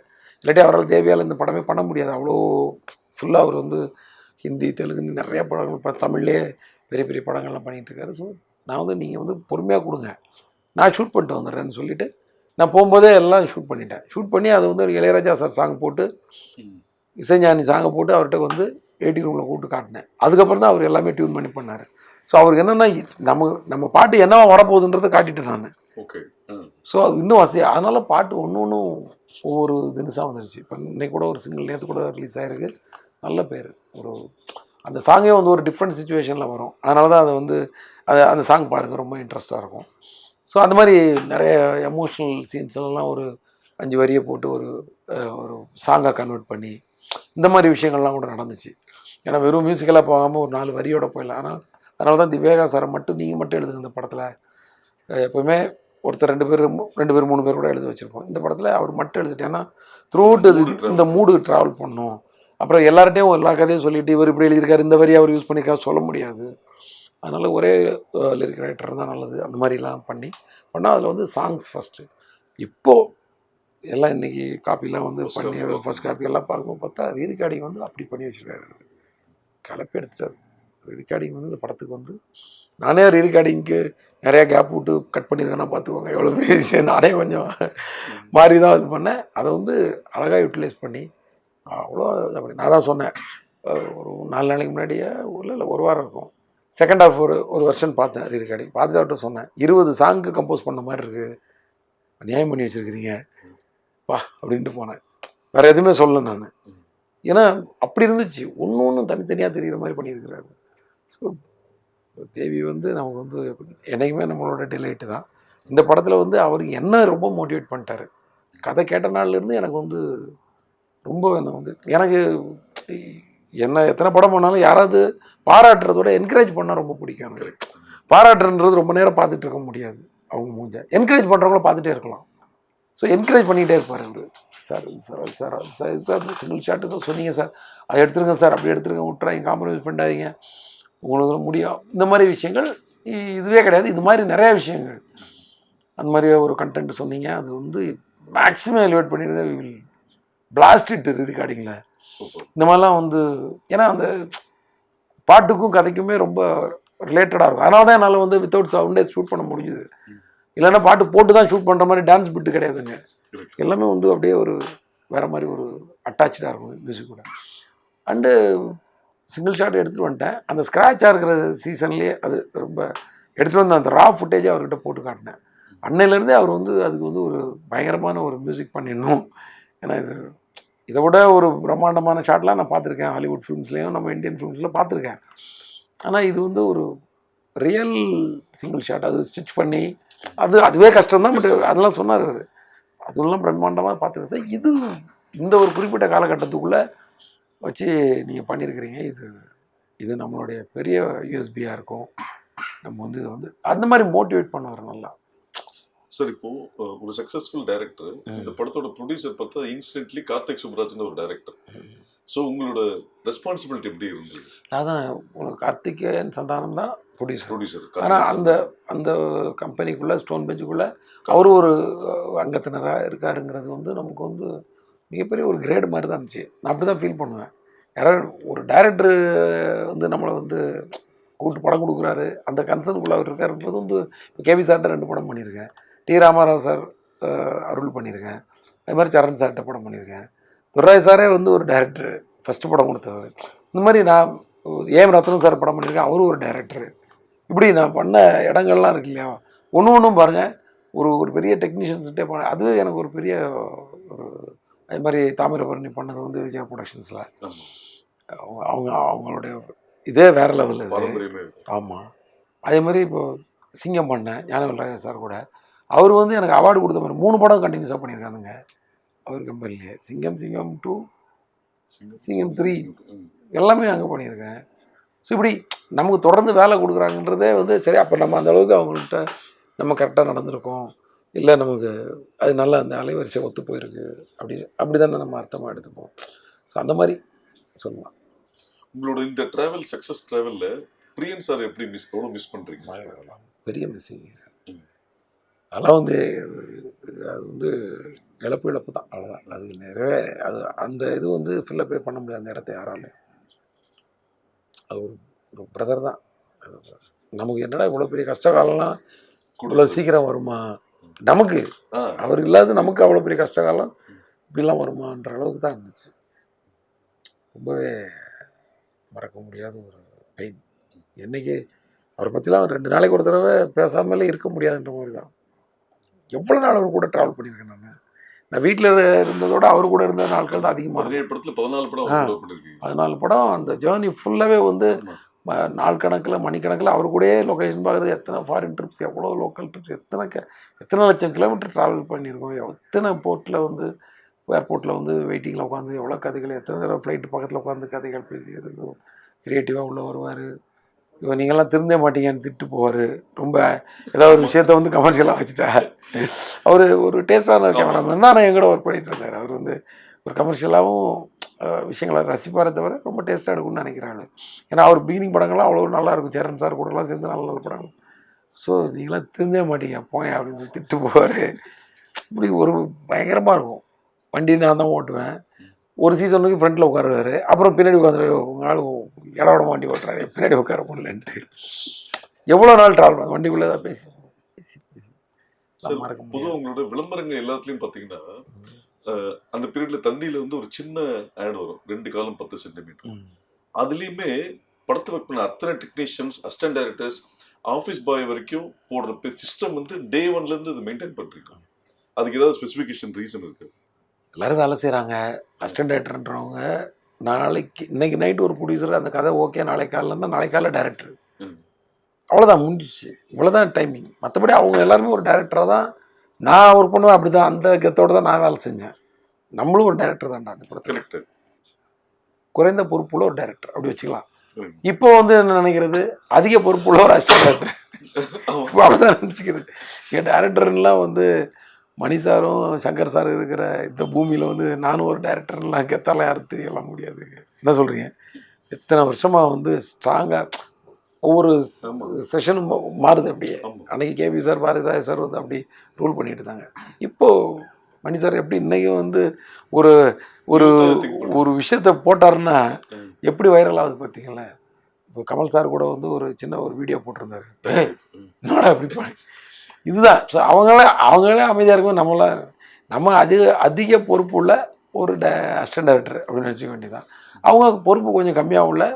அதனால தான் நான் அவங்கள வந்து எங்கேயுமே விட்டு கொடுக்காம, தப்புகள் நடக்கும், ஏதோ ஒரு விஷயம் நான் தப்பு பண்ணுறதெல்லாம் கவலைப்பட மாட்டேன். எதுவுமே பண்ணாமல் இருந்தால் கவலைப்படுவேன்.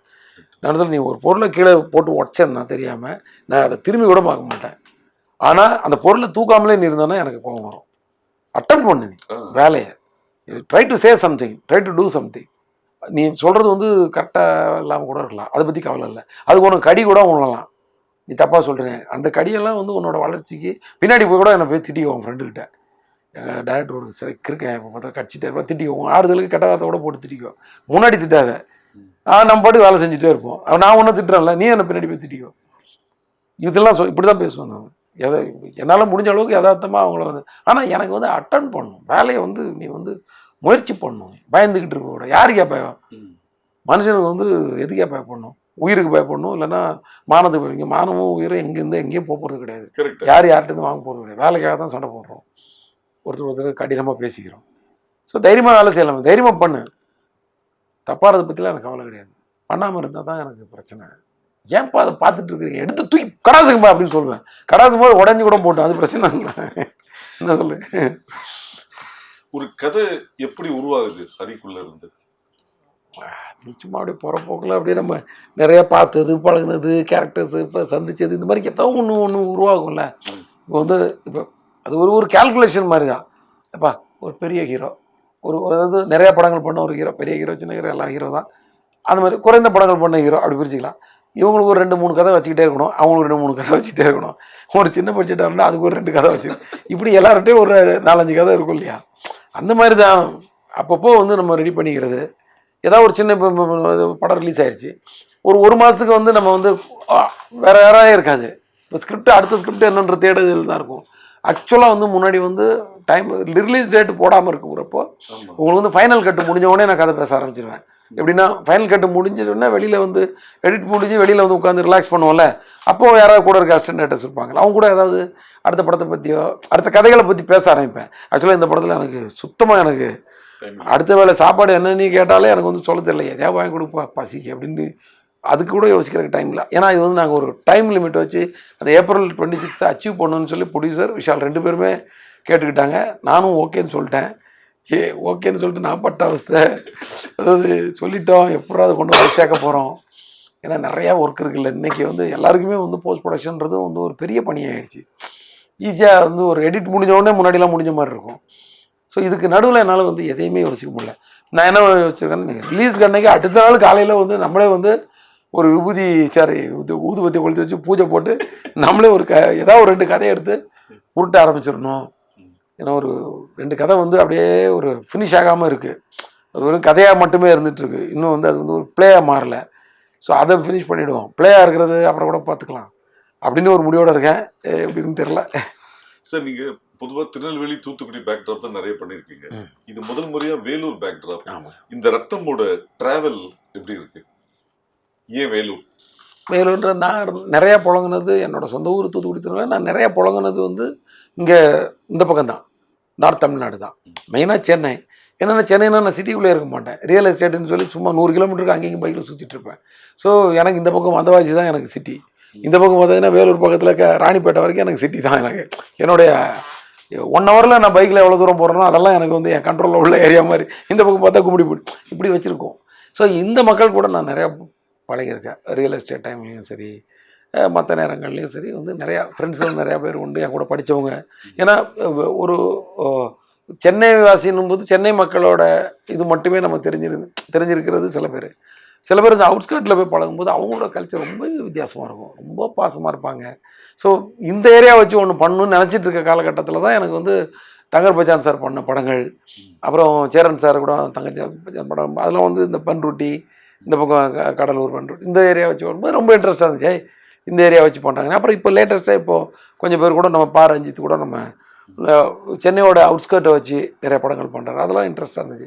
சரி நம்மளும் ஏன் பண்ணக்கூடாது, சரி நம்ம அவங்க அளவுக்கு ரொம்ப ஆளுமையோடு வந்து அந்த கல்ச்சர் அப்படியே கரெக்டாக பண்ணிட முடியாது, சரி ஒரு கமர்ஷியல் படம் எடுத்துக்கிட்டு இந்த பக்கம் ஒன்று பண்ணுவோம், சரி நமக்கு எது சென்டர் பார்ட் எது, இந்த பக்கம் சிட்டிக்கு அப்புறம் இந்த பக்கம் சென்டர் பார்ட்னா வேலூர் வந்து ஒரு ஸ்ட்ராங்கு டிவிஷன், வேலூர் காட்பாடி அந்த ஏரியா ஃபுல்லாகவே உங்களுக்கு வந்து அந்த இதில் ட்ரெயின் போயிட்டே இருக்கும்.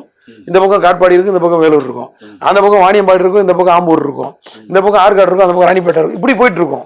நீங்கள் அந்த ட்ரெயின் ரூட் பார்த்தீங்கன்னா இந்த பக்கம் அரக்கோணம் இருக்கும், இந்த பக்கம் இன்னொரு காஞ்சிபுரம் சம்திங், இந்த பக்கம் இப்படி அந்த ட்ரெயின் வந்து த்ரூட் பெங்களூர் வரைக்கும் இப்படி பிரிச்சுக்கிட்டே இருக்கும். ஆனால் நடுவில் 7 கிலோமீட்டரில் 2 சிட்டியும் ஜாயின் ஆகிடும். இந்த மாதிரி இருக்குது. இதெல்லாம் வந்து அப்சர்வ் பண்ணி வேலூரில் வந்து ஹைவேஸுக்கு நடுவில் 8 பிரிட்ஜ் இருக்கிற ஒரே ஊரை தான். நான் அதான் யாரா கட்டினேன், யார் இங்கே வந்து பவரில் இருக்கும்போது இது கட்டினாங்க அப்படின்னு அடிக்கடி கேட்டுக்கிட்டே இருப்பேன். ஏன்னா அந்த மாதிரி எங்கேயுமே நான் பார்த்ததில்லை. அது சிட்டிக்குள்ளே ஹைவேஸ் போகும், எல்லாத்துக்கும் பிரிட்ஜஸ், எல்லாமே க்ளீனாக இருக்கும், எல்லா இடமும் வந்து வேலூர் தூய்மையாக இருக்குது. இதெல்லாம் பார்த்துருக்கேன் நிறையா. நான் வந்து அங்கே வந்து டைலாக் எழுதுறக்கா போவேன். பக்கத்துலேயே ஒரு சிட்டி, நம்ம இங்கே வந்து டக்குன்னு ஒரு 2 மணி நேரத்தில் ஓடிடலாம். ஸோ வேலூரை வச்சு பண்ணலான்னு ஐடியா பண்ணும்போது அதை பற்றி அப்சர்வ் பண்ணி வேலூர் காட்பாடி அந்த பக்கம் பார்டருக்கு அந்த பக்கம் சித்தூர். ஸோ சித்தூர்லேருந்து ஒருத்தன் வந்து இங்கே வந்து ஒம்பு பண்ணான்னா அவனுக்கு என்ன, இங்கேருந்து ஒருத்தன் அங்கே போய் ஒரு பிரச்சனை பண்ணால் என்ன, அந்த ரூல்ஸ் அண்ட் ரெகுலேஷன் எப்படி மாறும், இந்த போலீஸோட லெவல் என்ன, அந்த போலீஸோட பவர் என்ன, இவங்க இங்கே வரணும்னு என்ன பண்ணாங்க, இப்படிலாம் ஒரு விஷயங்கள்லாம் அதுக்குள்ளே அந்த ஒரு ஆக்ஷன் தீம் உள்ளே வந்துடும் ஆட்டோமேட்டிக்காக. ஏன்னா பார்டர் ஏரியா டோட்டலாக இங்கிட்டு வந்து சூலூர்பேட்டை கிட்ட நம்ம இதை தாண்டினோடனே கும்மிடிப்பூண்டி தாண்டினோடனே வருது நெல்லூர் போகிற வழியில் ஒரு பார்டர், இந்த பக்கம் ஊத்துக்கோட்டை, அந்த பக்கம் சத்தியவேடு அங்கே ஒரு பார்டர், அதுக்கடுத்து திருத்தணி நகரி அது ஒரு பார்டர், அதுக்கடுத்து வேலூர் காட்பாடி சித்தூர் அது ஒரு பார்டர், அந்த பக்கம் குடியாத்தம், அந்த பக்கம் பார்த்தீங்கன்னா பழமனூர் அது ஒரு பார்டர், இது வரைக்கும் கர்நாடகா வரைக்கும் இப்படி ஒரு பார்டர் இருக்குது. இந்த பார்டரில் என்ன இன்ட்ரெஸ்டாக இருக்கும் பிரச்சனைகள் அப்படின்னு அனலைஸ் பண்ணுவோம். அது வேறு மாதிரி இருந்துச்சு. ஓ இங்கே வந்து 2 தட்டு தட்டிட்டு அங்கே ஓடி போய் ஒழிஞ்சுக்கிட்டா எவனும் அங்கே வர முடியாது. ஏன்னா அந்த பார்டருக்குள்ளே நம்ம போன வீக் தானே, அது எல்லாம் இந்தியா தான், நம்ம இந்தியா தான். பட் இருந்தாலும் வந்து ஒரு ஊர்லேயே அப்படி தானே வில்லேஜில் எடுப்போம். ஒருத்தன் வந்து அடிச்சுட்டு வந்து அவன் ஊருக்குள்ளே வந்துட்டான்னா அந்த ஊருக்காரன் இந்த ஊருக்குள்ளே பார்டருக்குள்ளே வரணும்னா கொஞ்சம் கஷ்டம். அப்படி தான் நம்ம ஒரு படம் பண்ணுவோம்ல.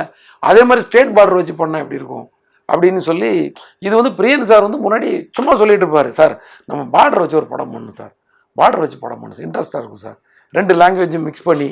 ஏன்னா பார்டர்லலாம் 2 லாங்குவேஜ்காரங்களும் 2 லாங்குவேஜ் பேசுவாங்க. இது வந்து மெயினாக வந்து நாங்கள் வந்து கேரளாவை தான் அண்டர்லைன் பண்ணி ட்ரிவாண்ட்ரம் பார்டரில் நடக்கிறதா முதல்ல ஏதோ ஒரு விஷயம் பேசிகிட்டு இருப்போம் அடிக்கடி ஃப்ரீயாக இருக்கும் போதெல்லாம். அது மைண்டில் இருந்து தான் கதை இல்லை அந்த களம் அப்படின்னு ஞாபகம் வச்சு அப்போ நம்ம சரி நம்ம கொஞ்சம் காரமாக படம் எடுக்கணும், ஆந்திரா பார்டரை வச்சுருவோம் அப்போ தான் சூடாக இருக்கும் அப்படின்னு சொல்லி இதை கையில் எடுக்கும்போது பார்த்தா அது ரொம்ப நல்ல இன்ட்ரெஸ்ட்டாக இருந்துச்சு உள்ள. ஏற்கனவே நம்ம நிறையா அங்கே திருப்பதி போகும்போது நிறைய ட்ராவல் இருக்கு இல்லையா, ரேணிகுண்டா அதுன்னு சொல்லி நிறைய விஷயங்கள் இருக்குது. ஆறில் கூட நிறைய அந்த பார்டர்லாம் பற்றி பேசியிருப்போம், அந்த மாதிரிலாம் இருக்கும். ஸோ அதனால் அதை எடுத்து சார் ஒரு டைரக்டருக்கும் ஒரு ஜானர் இருக்கு, ஆக்ஷன், ஃபேமிலி, சென்டிமெண்ட், எமோஷன். ஆனால் உங்கள் படத்தில் எல்லா படத்துலையுமே ஆக்ஷனுக்கு என்ன இம்பார்ட்டன்ஸ் இருக்கோ ஃபேமிலிக்கு அந்த அளவுக்கு இம்பார்ட்டன்ஸ் இருக்குது ஒன்று. 2வது உங்களோட எல்லா படத்துலையுமே அந்த உறவு முறைகள் பற்றின ஒரு இம்பார்ட்டன்ஸ் இருக்கும். மதினி, மச்சினி, அந்த இதெல்லாம் அது இன்னைக்கு இருக்கிற ஜென்ரேஷனுக்கு அது கொண்டு போய் சேர்க்கணுன்றதுக்காக உருவாக்கப்பட்டதா இல்லை அது கதைக்களத்தில் தானாக வந்தது? கதைக்களத்தில் தாங்க. நீங்கள் எந்த பிரச்சனை உங்களுக்கு ஒரு பெரிய ஒரு அமௌண்ட்டு பண இழப்பு ஒன்று வருதுன்னு வச்சுக்கோங்களேன், அதுக்கெல்லாம் நீங்கள் வந்து பெருசாலாம் வந்து எக்ஸ்ட்ரீம் ரியாக்ட்லாம் பண்ண மாட்டாங்க. உங்கள் கையில் இருந்து சும்மா ஒரு எக்ஸாம்பிள் உங்கள்கிட்ட வந்து ஒரு 1 லட்ச ரூபா உங்களுக்கு ஒரு இம்பார்ட்டண்ட்டாக வச்சுருந்த பணம் தான். ஆனால் ஒருத்தர் அடிச்சுட்டு போயிட்டானா அவனை அப்படியே கொடூரமாக நீங்கள் இதெல்லாம் பண்ணணும்னு நினைக்க மாட்டீங்க. ஆனால் உங்கள் குடும்பத்தை ஒருத்தன் பாதிப்படைய வைக்கணும்னு நினச்சான்னா நீங்கள் அப்படியே கொடூரமாக மாறிடுவீங்க. இதுதான் நான் ஒரு போலீஸ் படம் எடுத்தாலும் அவன் குடும்பத்து மேலே கை வைக்கணும்னு நினைக்கும் போது அவன் வந்து தீயாக மாறுறான். மற்ற ஆக்ஷன்லாம் வந்து அவனை அரெஸ்ட் பண்ணுற லெவலில் மட்டும்தான் இருக்கும். எக்ஸாம்பிள் வந்து லைக் இப்படி சொல்லலாம், சிங்கம் 2ன்னு வச்சுக்கோங்க. சிங்கம் 2ல் வந்து பார்த்திங்கன்னா பிகினிங்லேருந்து ஏதோ ஃபைட்லாம் இருக்கும், யாரோ அரெஸ்ட் பண்ண போவார், ஏதோ அனலைஸ் பண்ண போகும்போது அங்கே ஒரு ஃபைட் இருக்கும், அதெல்லாம் வந்து ஒரு ஃபைட்டாக மட்டுமே இருக்கும். ஆனால் இன்றைக்கி நைட்டு உங்கள் வீட்டை வந்து அட்டாக் பண்ண போகிறாங்க அப்படின்னு அவருக்கு தகவல் வந்துடும் மிஸ்டர் தியாகவனம் மூலமாக. இப்போது அவரை வந்து எப்படி ரியாக்ட் பண்ணுவார்னா எவனும் திரும்பியே போயிடக்கூடாதுன்னு ரியாக்ட் பண்ணுவார். ஏன்னா ஒரு போலீஸ்காரன் குடும்பத்து மேலே கை வச்சா அது எந்த அளவுக்கு வந்து அது வந்து உதவுளும், எந்த அளவுக்கு ரத்த கலரியாக மாறும் அப்படின்னு எவனுக்கு அந்த தைரியம் மட்டும் வந்துடக்கூடாது. ஒரு அதிகாரியை வந்து மடக்கணும்னா அவன் குடும்பத்து மேலே கை வச்சிடலான்ற அந்த விஷயம் மட்டும் எவனுக்கும் தோணிடக்கூடாது. அப்புறம் எந்த போலீஸ் ஸ்டேஷன்லையும் யாரும் வேலை செய்ய முடியாது, எந்த அதிகாரியும் வேலை செய்ய முடியாது. அதிகாரியை வந்து ஆப்போசிட் பண்ணால் அது எந்த பண்ணுமா ஸ்ட்ரைட்டாக தான் பண்ணிக்கணும். அவன் குடும்பம்ன்றது தனி. அப்படி ரிவர்ஸில் அப்போ அந்த அதிகாரி வந்து தப்பு பண்ணவனை உண்டு, தப்பு பண்ணவன் பிள்ளையும் பொண்டாட்டிக்கிட்ட போய் வம்பு பண்ணாலும் இல்லை அவங்க மேலே போய் ஒரு கேஸை போட்டாலும் என்ன வருது? அதை இவங்களும் செய்யக்கூடாது, இது அவங்களும் செய்யக்கூடாது. ஒரு எத்திக்ஸு. அதை தாண்டி அவனை உள்ளே வர பார்ப்பானுங்க. அப்போ கன்னை உடைச்சிட்டு, ஏன்னா அதை சரண்டர் பண்ணால் தான் நான் கத்தியை கையில் எடுக்க முடியும். அது கையில் தான் நான் கன்னை வச்சு தான் சுட முடியும். ஏன் அதை யூஸ் பண்ணாமல் நீ கத்தி எடுத்து நீ கேட்டக்கூடாது. ஸோ முதல்ல அவராகவே ஒரு டேபிளை அடித்து அதே ஒன்று சின்னதாக உடச்சி விட்டு இதை கொண்டு போய் ஆர்மரியில் போய் சரண்டர் பண்ணிவிடு. So a policeman with family without weapon அப்படின்ற மாதிரி நிற்பார். அது எதுக்குன்னா அந்த வெறி. அந்த கதையை சொல்லும்போது நான் ஜி கிட்ட சொன்னேன், ஜி நீ வந்து உங்களை ஒருத்தர் ரோட்டில் திட்டினான்னா நீங்கள் தாங்கிடுங்க, ஆனால் தம்பியை திட்டினான்னு வச்சுக்கோங்க, கார்த்தி ஒருத்தன் திட்டினான்னு உங்களால் தாங்க முடியாது. அது மாதிரி தான் இதான் மூடு இந்த சீனுக்கு. உங்களை எத்தனையோ பேர் அடிக்க தான் வருவான். ஏன்னா நீங்கள் போலீஸ்னாலே ஒரு 10 எதிரி இருந்துட்டு தான் இருப்பான். அதான் நீங்கள் ஜாலியாக தான் போயிட்டு இருப்பீங்க டெய்லி. That's everyday's problem. ஆனால் உங்கள் குடும்பத்தை ஒருத்தன் கணக்கு பண்ணுறான்னா அது எவ்ரிடே ப்ராப்ளம் கிடையாது. அது எவர் ஒன்ஸ் ப்ராப்ளம். அது வரவே கூடாது ப்ராப்ளம். அது முடிச்சிடணும்னு நினைப்பீங்க. இதான் அது முன்னாடி அந்த கதை சொல்லுமா அப்படின்னு சொன்னேன். சார் புரியுது சார், இல்லை நான் சொல்லிடுறேன். இதே மாதிரி தான் தொண்டை தண்ணி வாங்கிட்டு அந்த ஏன்னா நான் செகண்ட் ஹாஃபில் அந்த ஃபைட் வர்றதுனால அதுக்கு முன்னாடி 5 மணி நேரம் கதை சொல்லி அப்படி டயர்டு விடுங்க போதும்னாரு என்ன ஆக்சுவலாக. ஏன்னா அப்படி எனக்கு அதை சொல்லி முடிச்சிடணும்னு சொல்லி அப்படி வர கேட்டை விழுத்து போட்டு அடிச்சு நொறுக்கி வெட்டி குத்தி இங்கேருந்து புட்டிச்சு ஜீப் எடுத்துகிட்டு வந்து தங்கராஜ் வீட்டுக்குள்ளே அந்த வெறியோட வந்து போடா போய் எல்லாத்தையும் போய் இது பண்ணிக்கோ அப்படின்னு அந்த அந்த சவால் விடுறதுல அந்த அவன் வந்து வார்ன் பண்ணிட்டு போகிறது. போலீஸ்காரன் குடும்பம் மேலே கை வச்சா நான் ஒன்று அங்கே வச்சு காட்டியிருக்கேன், எல்லாம் பாரு இனிமேல் எவனும் வந்து பக்கத்தில் வந்துட மாட்டான் அப்படின்ற மாதிரி அந்த வெறியை கொப்பளிச்சிருப்பாரு. ஸோ இது எங்கேருந்து வருது பாருங்களேன், எவ்வளோ பெரிய. இப்போ நீங்கள் சொன்ன ஆக்ஷன் படம் வந்து குடும்பத்துக்குள்ளே இருந்தால் அந்த அவ்வளோ பெரிய ஆக்ஷனாக மாறுது. இல்லாட்டி ஒரு போலீஸ் ஆக்டிவிட்டியாக லத்தி சார்ஜ் இல்லைன்னா முட்டிக்கு கீழே வந்து சுடுறது, அவனை பிடிச்சி அரெஸ்ட் பண்ணுறது, அவனுக்கு ட்ரீட்மெண்ட் பண்ண இப்படி தான் இருக்கும். அவர் டேனியை கூட அப்படி அடிக்கலை. ஏன்னா ஏதோ ஒன்று இந்தியன் போலீஸை பற்றி தப்பாக பேசணும்னு சொல்லி சட்டையை பிடிச்சி 2 அறை விட்டு சட்டையை பிடிச்சி எடுத்துகிட்டு போயிடுவார். ஆனால் தான் குடும்பத்தை அட்டாக் பண்ணின்னு வந்தோடனே பர்சனலைஸ் ஆனோடனே அந்த வெறி வந்துச்சு பார்த்தீங்களா, அதுதான் அது. அதனால நம்ம கதை பண்ணும்போதே வந்து ஒரு ஃபேமிலி ஓரியன்டாக பண்ணும்போது ஆட்டோமேட்டிக்காக அந்த அந்த கோவம் வந்துடுது. அந்த ஏன்னா என்ன ஒன்று பண்ணால் பரவாயில்ல, என் மாமா மேலே எப்படா கை வச்சுன்றது தான் தாமிரபரணியில் விஷாலோட கோவம். அதனால தான் அந்த வெறியில் தான் போய் அருவாள் எடுத்துட்டான். அருவாள் எடுத்தா மிஸ் ஆகி இன்னொரு நல்லவன் வந்து மாட்டிக்கிட்டான். யாரை அவன் டார்கெட் பண்ணால் அவன் தப்பிச்சிட்டான், யார் நல்லவனும் அவன் தடுக்க வந்தவன் கை மாட்டிக்கிச்சு. ஆனால் காரணம் வந்து அவங்க மாமா வேலை தான். ஏன்னா அந்த மாமான்றது எல்லாம் மறைச்சிக்கிட்டே இருப்பாங்க. ஆனால் ஒரு இடத்துல வந்து ஒருத்தன் சொல்லிடுவான், அது தாங்க முடியாது யாராலையும். ஓகே, இதான் சரி. அதனால் இதுதான் கரெக்டான பதில் நினைக்கிறேன் உங்களுக்கு. சார் இப்போ ஹரியோட ஸ்டைல் ஆஃப் ஃபிலிம் மேக்கிங்னா அருவாள் இது மாதிரி ஒரு விஷயங்கள் தான் இருக்கா? அதுலேயே நீங்கள் இருக்கணும்னு பார்க்குறீங்களா? இல்லைன்னா இப்போ கேபி சார் வந்து வெரைட்டிஸை பண்ணாலும் நடுவில் ஒரு லவ் படங்கள் புது புது மாதிரி விஷயங்கள் பண்ணியிருக்காரு. முழுக்க ஒரு லவ் ஸ்டோரி வித் ஒரு 6 சூப்பர் சாங்ஸ் மாதிரி வேற ஒரு ஜானரில் பண்ணுறதுக்கு ஹரி சாருக்கு இன்ட்ரெஸ்ட் இருக்கா? நீங்கள் சொல்ல கதையை என்னால் எடுக்க முடியாதுங்க.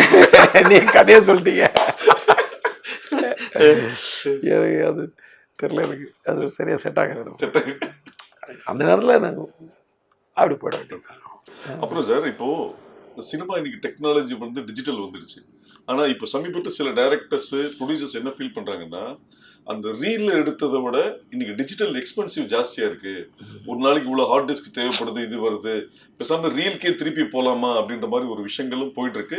இன்னும் அந்த கிறிஸ்டபர் நோலன் ஃபிலிமில் தான் எடுத்திருக்காரு படம். ஸோ அது மாதிரி இங்கே திருப்பி ரீல்ல எடுக்கிற விஷயங்கள் வருமா? நீங்கள் ரெண்டுத்துலேயுமே பயணப்பட்டிருக்கீங்க, எது பெஸ்ட்டுன்னு உங்கள் பார்வை என்ன? எது பெஸ்ட்டுன்னா நம்ம எல்லாத்தையும் எப்படி யூட்டிலைஸ் பண்ணிக்க போகிறோன்னு தான் சொல்லணும். அதை வச்சு தான் அது பெஸ்ட் ஆகும். ஆனால் அப்போ வந்து ஒரு அளவு ஒரு மைண்டு வந்து ஒரு விஷயத்தில் நம்பிக்கையாக இருந்துச்சு. இப்போ வந்து அந்த நம்பிக்கை கொஞ்சம் குறைஞ்ச மாதிரி இருக்குது. எப்படின்னா டிஜிட்டல் இருக்கிறதுனால ஒன்மோர் எடுத்துக்கலான்னு எல்லாருக்குமே வந்து ஒரு அவங்க எல்லாருக்குமே ஒரு லெத்தாதிக்காக இருக்காங்க. அவங்க ஒரு ஸ்ட்ராங்காக இல்லை. இது ஒன்மோர் போனாலும் எதுவும் வேஸ்டேஜ் இல்லை. ஆனால் டைம்ன்றது வேஸ்ட் ஆகிட்டு, கடவுள் கொடுத்த 24 hours வேஸ்ட் ஆகிட்டு இருக்குன்றது நம்ம யாருக்கும் புரியல. அந்த வகையில் தான் பெரிய இது. நம்மளும் வந்து இன்னொரு டேக் எடுக்கிறதுக்கு தயாராக இருக்கிறோம். முன்னாடிலாம் இன்னொரு டேக் எடுக்க மாட்டோம். ஏன்னா ஆர்டிஸ்டே சொன்னால் கூட இல்லை இல்லைங்க எனக்கு தேவையான ரியாக்ஷன் அங்கே வந்துருச்சு, நோ ப்ராப்ளம் வேணாம். இப்போ வந்து சரி ஆர்டிஸ்ட் சொல்கிறாங்க நமக்கு ஏதோ செலவு இல்லை அப்படின்னு நம்ம எடுக்க வேண்டிய கட்டாயத்துக்கு வந்துடுறோம். ஏன்னா ஆர்டிஸ்டே ஏன் ஒரு டேக் எடுத்தால் என்ன இருக்குது நீ கோச்சிக்கிறாங்க. முன்னாடி வந்து அது வந்து 100 அடி ஓடிச்சுன்னா அதில் வந்து 4000 ரூபா போயிருன்றது எல்லாருக்கும் தெரிஞ்சிட்டு இருந்துச்சு. அது இப்போ இல்லாதனால அது ஒரு கண்ட்ரோல் இல்லாமல் போய். பட் டெக்னாலஜி வந்து என்ஜாய் பண்ணுற மாதிரி தான் இருக்குது. ஏன்னா இது இந்த வகையில் மட்டுமே இதை பார்க்கக்கூடாது, வேறு நிறைய விஷயங்கள் இருக்குது.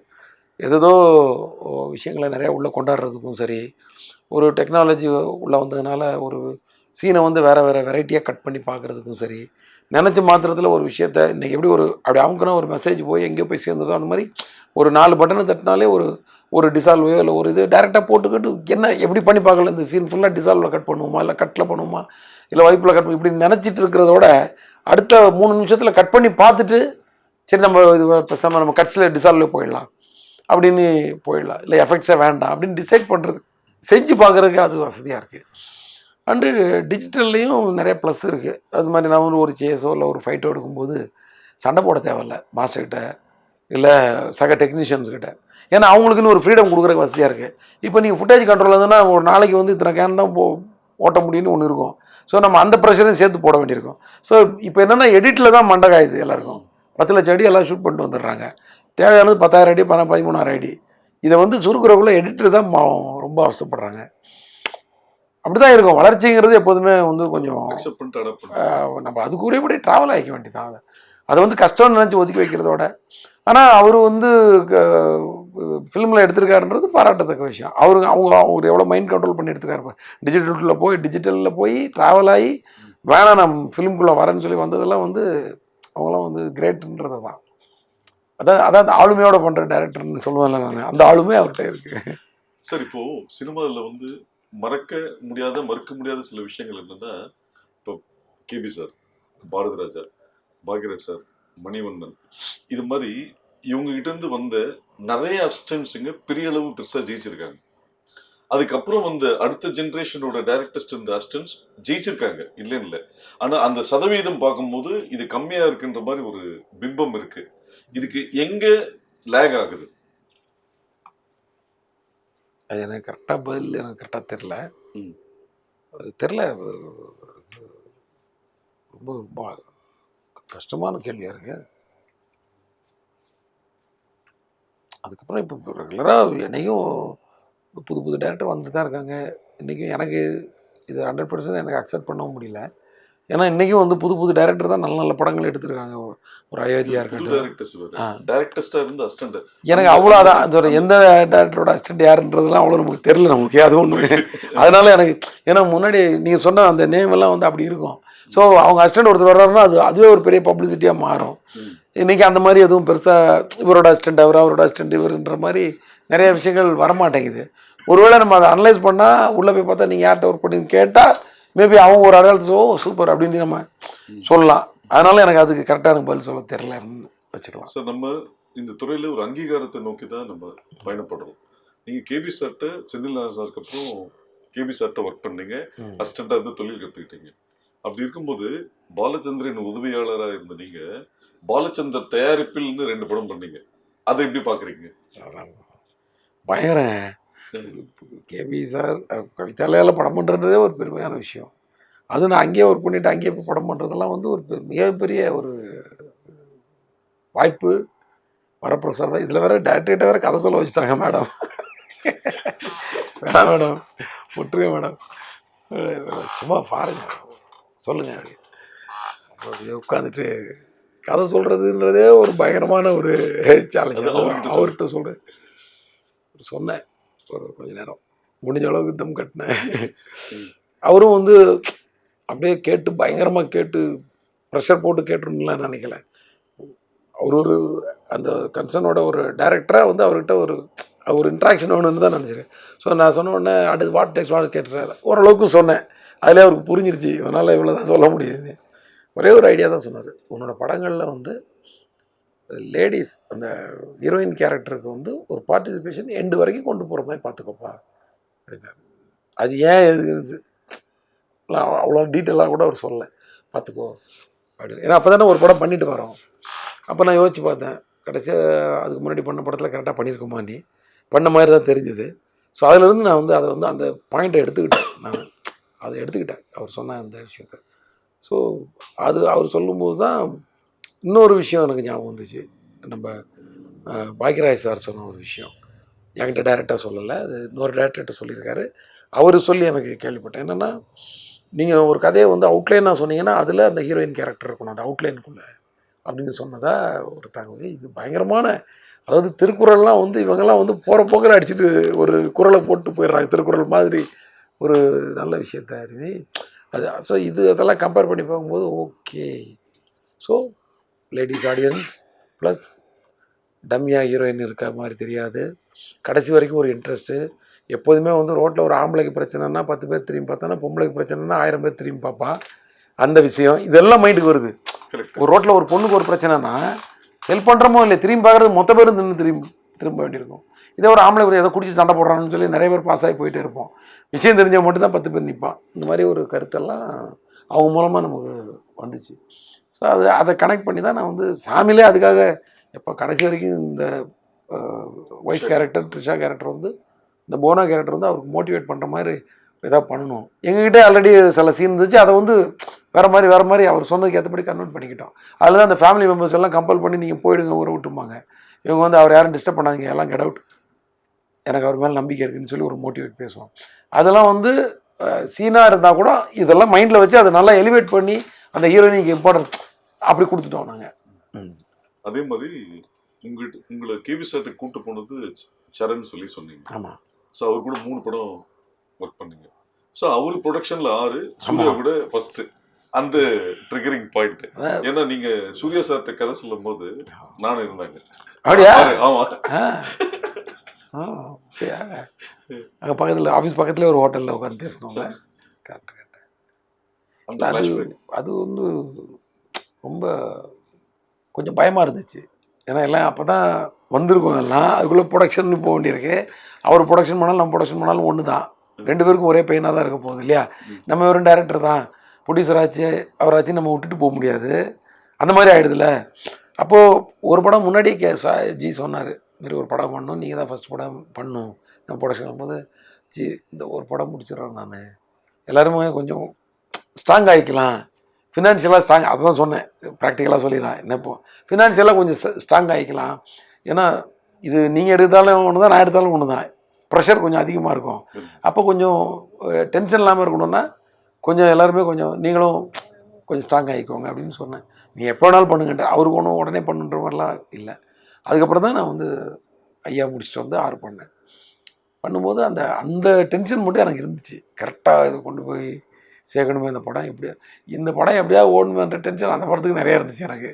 ஏன்னா ஒரு டைரக்டரு ஒரு சினிமாவிலேருந்து கஷ்டப்பட்டு வந்திருக்காரு, அவர் ஒரு ப்ரொடக்ஷன் பண்ணும்போது அது எப்படியாவது அந்த படம் வெற்றி ஆகிடுச்சுன்னா அவரும் தொடர்ந்து படம் எடுப்பார். ப்ளஸ் அவர் நம்மளால் பாதிக்கப்பட்ட மாதிரி ஒரு இதுவாக அவரால் தான் நம்ம வந்தோம், நம்மளால் அவர் கிடையாது, நம்மளால் அவர் பாதிக்கப்படக்கூடாதுன்ற அந்த டென்ஷன் இருந்துச்சு.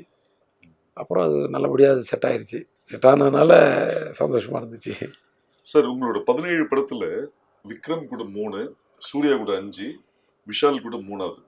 ஆனால் சரத் சார், சிம்பு, அருண் விஜய், தனுஷ், பரத், பிரசாந்த் இவங்க எல்லாருக்கூடயும் ஒரு படம் தான். 2வது படத்துக்கு உண்டான கதை செட் ஆகலையா? என்ன ரீசன்? இதுக்கெல்லாம் ரீசன் கிடையாது. இது வந்து ஒரு ப்ரொடக்ஷன், உங்களுக்கு தெரியாது என்ன, ஒரு படம் வந்து ரெடி ஆகணும்னா அதுக்குள்ளே எத்தனை பேர் சம்மந்தப்பட்டது. நம்ம சொல்கிற கதை அவங்களுக்கு பிடிக்கணும், அவங்க அந்த நேரத்தில் அவங்க டேட்டு ஃப்ரீயாக இருக்கணும், நம்ம அவங்கள வச்சு படம் பண்ணுறதா இருக்கிற ஒரு ப்ரொடியூசர் இருப்பார், அந்த ப்ரொடியூசருக்கு நம்மளை பிடிக்கணும், நம்மளை பிடிச்சாலும் வந்து அந்த டேட்டு ஒத்து வரணும், நம்ம வேறு ஒரு ப்ராஜெக்டில் இருக்கக்கூட, இப்படி நிறைய காம்பினேஷன் டிட்டர்மினேஷன் எல்லாமே இருக்குது இல்லையா. அதை நீங்கள் கால்குலேட் பண்ணால் தான் ஒரு படமே நடக்கும். இதில் எந்த மோட்டிவேஷனும் கிடையாது இதில். கரெக்டாக நான் யார் கூட இப்போ தம்பிங்க யார் வந்தாலும் ஒர்க் பண்ண நான் தயார், புரியுது அவங்களுக்கு. அதில் வந்து இஷ்யூஸ்லாம் கிடையாது, கதையும் இருக்குது எல்லாருக்கும். எல்லாருமே அந்த 10-15 வருஷம் முன்னாடி பார்த்துக்கு இன்னும் வளர்ந்து நிற்கிறாங்க எல்லாருமே. அதுக்குரிய நேரமும் காலமும் ப்ரொடியூசரும் அந்த பட்ஜெட்டும் அந்த சூழலும் அமையும் போது தான் பண்ண முடியும். என்ன சொல்கிறீங்க சார்? இப்போ சமீபத்தில் ரத்னமோட ப்ரெஸ் மீட்டில் அந்த ட்ரெய்லர் பற்றின ஒரு விமர்சனம் வந்த போது நீங்கள் கொடுத்த விளக்கம் வந்து கோவப்பட்டதா ஒரு சாராதால் பார்க்கப்படுகிறது. ஓகே, இது வந்து நீங்க சொன்ன கருத்து வந்து இதுதான் சொசைட்டில ஒரு தனித மனுஷனோட வெளிப்பாடுன்றதுதான் விஷயங்கள். அதை நீங்க எப்படி பாக்குறீங்க? அது கோவம்லாம் கிடையாதுங்க. ஒரு கருத்தை வந்து ஸ்ட்ராங்காக சொன்னால் அது கோவமாக இருக்கும்.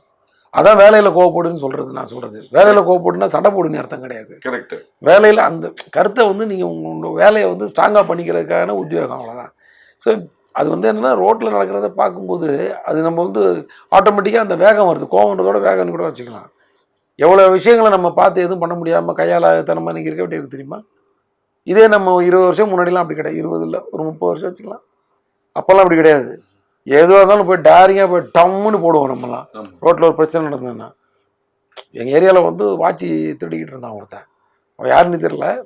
போகிறவங்க யாராவது தனியாக போயிடுச்சுன்னா கத்தியை காட்டி வாட்சை கழட்டிட்டு போயிடுவான். இப்போ என்ன பண்ண முடியாது? போலீஸில் கம்ப்ளைண்ட்லாம் கொடுத்தோம் ஏரியாவில் உள்ளவங்களாம் சேர்ந்து. ஆனால் நாங்கள் என்ன டிசைட் பண்ணோம், நம்மளே இறங்கிட வேண்டியதான்னு சொல்லிட்டு பசங்கள்லாம் சேர்ந்து நைட்டு ஒரு 3 பேர் 4 பேர் அங்கங்கே தனியாக நின்று டியூட்டி பார்க்குறது. எவன் சந்தேகம் கடைசியில் அவனை பிடிச்சிட்டோம். பிடிச்சி போலீஸில் கொடுத்தோம். பிடிக்கும்போது அப்புறம் ஆக்ஷன் பிளாக் இருக்கும்ல அதில். சரி, என்ன பண்ண முடியும்? அன்னைக்கு காலகட்டத்தில் அந்த ஆக்ஷன் பிளாக்கு போலீஸ் ரியாக்டே பண்ண மாட்டாங்க. அவனும் போயிட்டு என்ன இவங்க அடிச்சாங்கலாம் சொல்ல முடியும். நீ திருடினே மோனன்னு சொல்லி தூக்கி போட்டு மிதிப்பாங்க. இப்போ வந்து நீ திருடினாய் உனக்கு 150 ரூபா ஃபைனு, நீ அவனை அடித்தாய் உனக்கு 1000 ரூபா ஃபைனுன்ற லெவலில் இருக்குது. திருடுன தப்பு கிடையாது, திருடவனை பிடிச்சது தான் தப்புன்ற மாதிரி போயிட்டு இருக்குதுங்க. வேற நான் சொல்றது அப்படியே எடுத்துக்க கூடாது. இது ஒரு எக்ஸாம்பிளாக தான் எடுத்துக்கணும். அப்படியே எடுத்துக்கிட்டாச்சுன்னா அது வந்து நீ ரூல் படி தப்பா சொல்லிட்டு நீ சொன்னா எனக்கு அதெல்லாம் தெரியாது. யாருமே எனக்கு களத்துல இறங்க தயாரா இல்லைங்க. அன்னைக்கு வந்து ஒருத்தன் தப்பு பண்ணா பயப்படுவான். ஏன்னா எவனாவது உதைப்பான்னு பயம் இருந்துச்சு. இன்னைக்கு நம்மளை எவனும் உதைக்க முடியாது. முடிஞ்சா வந்து நம்மளை வீடியோ தான் எடுத்து சோசியல் மீடியாவில் போட்டு அவன் வந்து பண்ணிப்பான்னு சொல்லி தைரியமா தப்பு பண்ற லெவலுக்கு இன்னைக்கு வேற மாதிரிலாம் இருக்கிறாங்க ஒவ்வொருத்தரும். ஸோ அந்த வேகம் தானே தவிர இதுல என்ன கோவம். ஒரு முக்கியமான செக்மெண்ட் சார்.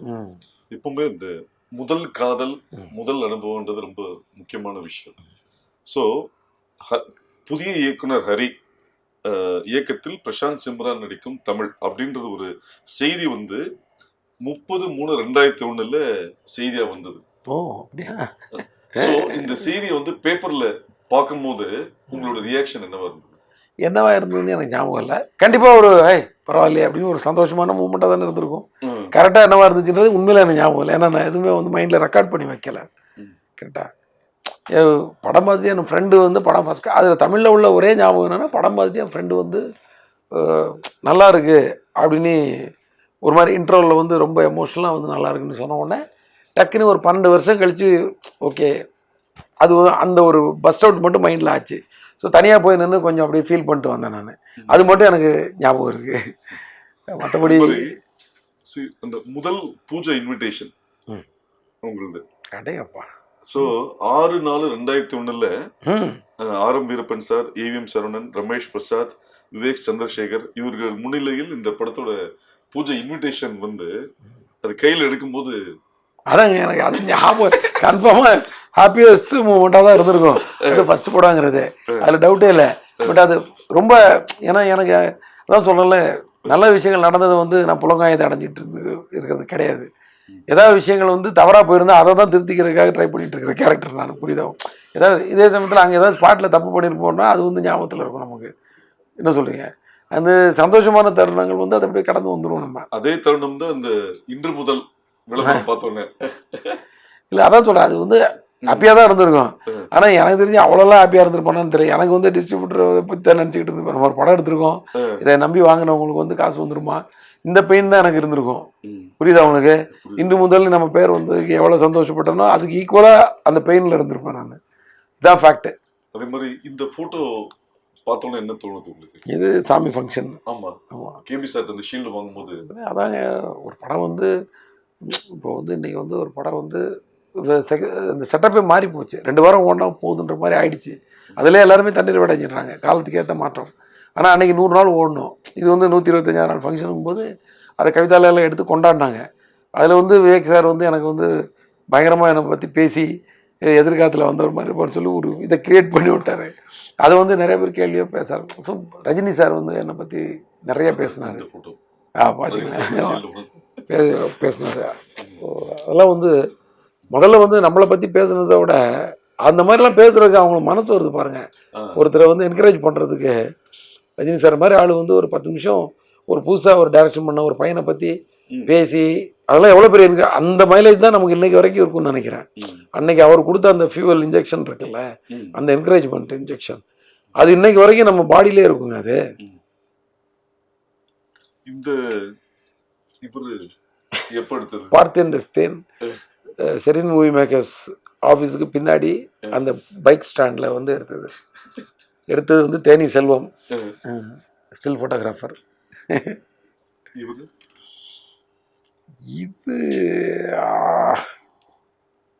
இது வந்து தமிழுக்கு அப்புறம் எப்போன்னு தெரியல எனக்கு, எப்போன்னு தெரியல சார். அது மாதிரி ஒரு ஒரு ஒரு பொதுவாக ஒரு விஷயம் சொல்லுவாங்க சார், அதாவது வீட்டுக்கும் வேலைக்கும் போகணுன்னு இருக்கணும், ஏன்டா போகணுன்னு இருக்கக்கூடாதுன்னு சொல்லுவாங்க. ஸோ வீட்டில் நிம்மதியாக இருந்தால் மட்டும்தான் வெளியில் சக்ஸஸாக இருக்க முடியும். ஸோ உங்களோட மேரேஜ் லவ் மேரேஜ் தெரில ஒன்று, இந்த தெரிலன்னா ஒன்று நீங்களாம் வந்து அண்டர்லைன் பண்ணிடுவீங்களா? என் மேரேஜ் 3 பசங்க வளர்ந்து வெவ்வேறு ஸ்டேஜில் இருக்காங்க இன்னமும். அதாவது ஒரு படம் முடிஞ்சோடனே ஃபேமிலியோட டூர் போகிறது, இது போகிறது, ஒரு லவ்வபுளான ஃபேமிலியோட ட்ராவல் ஆகுறீங்க. அது ரொம்ப குடுப்பையான ஒரு விஷயம். ஸோ அந்த ஃபேமிலி சப்போர்ட் உங்களுக்கு எந்த அளவுக்கு சக்ஸஸ்ஃபுல்லாக இருக்குது? அந்த சப்போர்ட்டு தான் நம்மளுடைய. இப்போது நேற்று வந்து நான் காலையில் எப்போ வந்தோன்னே யாருக்குமே தெரியாது, யாரையும் டிஸ்டர்ப் பண்ணல. அப்படியே கதவு தட்டினேன், திறந்தாங்க, உள்ளே போய் அப்படியே போய் சைலண்ட்டாக ஒரு ரூமில் போய் செட்டில் ஆகிட்டேன். காலைல மெசேஜ் போட்டிருக்காங்க, வேறு யாரையும் இந்த ஹவுஸ்ன்னு சொல்லி என் ஒய்ஃப். நான் மேலே போய் ஜிம் ரூம் திறந்து படுத்து யாரையும் டிஸ்டர்ப் பண்ண வேணான்ட்டு. ஏன்னா நான் வந்ததே காலையில் வந்து ஒரு 5:15 என்னமோ தான் வந்தேன். வந்துட்டு இப்போ போயிட்டு உடனே தூக்கமும் வராது எனக்கு. அதனால் உட்காந்து நாளைக்கு ப்ரொமோஷனுக்காக ஊருக்கு போனோம், அந்த பேக்கிங் பண்ணுற வேலை எல்லா வேலையும் செஞ்சேன். அதில் 6 ஆகிடுச்சு. சரி 6 மணி ஆகி போச்சு, இப்போ நம்ம இப்படியே தூங்கி என்ன பண்ண போகிறோம், இன்னும் கொஞ்ச நேரம் முடிச்சிருந்தா ஒரு காஃபி சாப்பிட்லான்ட்டு கீழே போய் ஒரு காஃபியை சாப்பிட்டேன். அப்படியே வந்து சரி ஒரு டிஃபன் மாதிரி சாப்பிட்லான்னு சொல்லி என்ன ஃபுட்டு இருக்குதுன்னு பார்த்து அதையும் சாப்பிட்டேன். 6:45 தான் போய் படுத்தேன். படுக்கும்போது இவங்களுக்கு வந்து எங்கேயோ ஒரு இடத்துல தூங்கிட்டு இருப்பான்னு தெரியும். ஸோ இதுதான் பெரிய என்ன, வந்த உடனே கூப்பிடல, எது பண்ணல, அது பண்ணல, நம்மள அது மாதிரிலாம் கேட்கவே மாட்டாங்க. ஏதோ வந்தாச்சுன்றது மட்டும் அவங்களுக்கு வந்து தெரிஞ்சிடும்ல, கேட்டால் வந்துட்டாருன்னு சொல்லி. ஸோ ஏதோ ஒரு இடத்துல வந்து நான் முன்னாடி ஃப்ரண்ட் ரூமில் எங்கேயா போய் ஒரு சோஃபாவில் சுருண்டுப்பேன். எங்கே இடம் இருக்கோ அங்கே வந்து, ஏன்னா யாரையும் எனக்கு வந்து நான் டிஸ்டர்ப் பண்ணுறது பிடிக்காது. மெயினாக முதல்ல வந்து வீடை நாக் பண்ணி படுத்துருக்கவங்களை எழுப்புறதே எனக்கு டென்ஷன் தான்.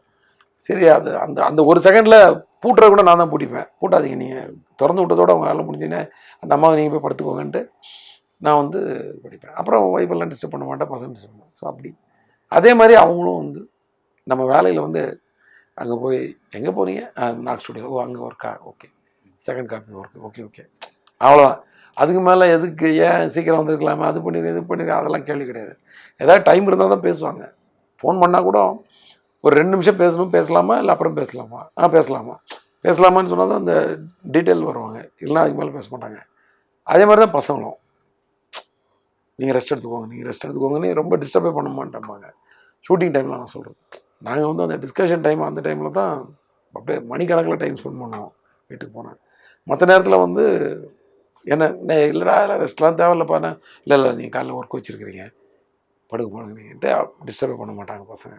ஸோ அது மாதிரி நீங்களே சொல்லிட்டீங்க, ஆன்சரு இதுதான் ஒரு எல்லா மனிதனுக்கும் பின்புலம் வந்து அவன் குடும்பம் தாங்க. குடும்பத்தை சார்ந்து வாழ்கிறவன் அத்தனை பேருக்கும் குடும்பம் தான் முதல் பலம், முதல் சக்தி. அதுக்கப்புறம் தான் தன்னம்பிக்கை. அந்த குடும்பம் வந்து முதல்ல நிற்கலைன்னா தன்னம்பிக்கையை நம்ம இழந்துருவோம்.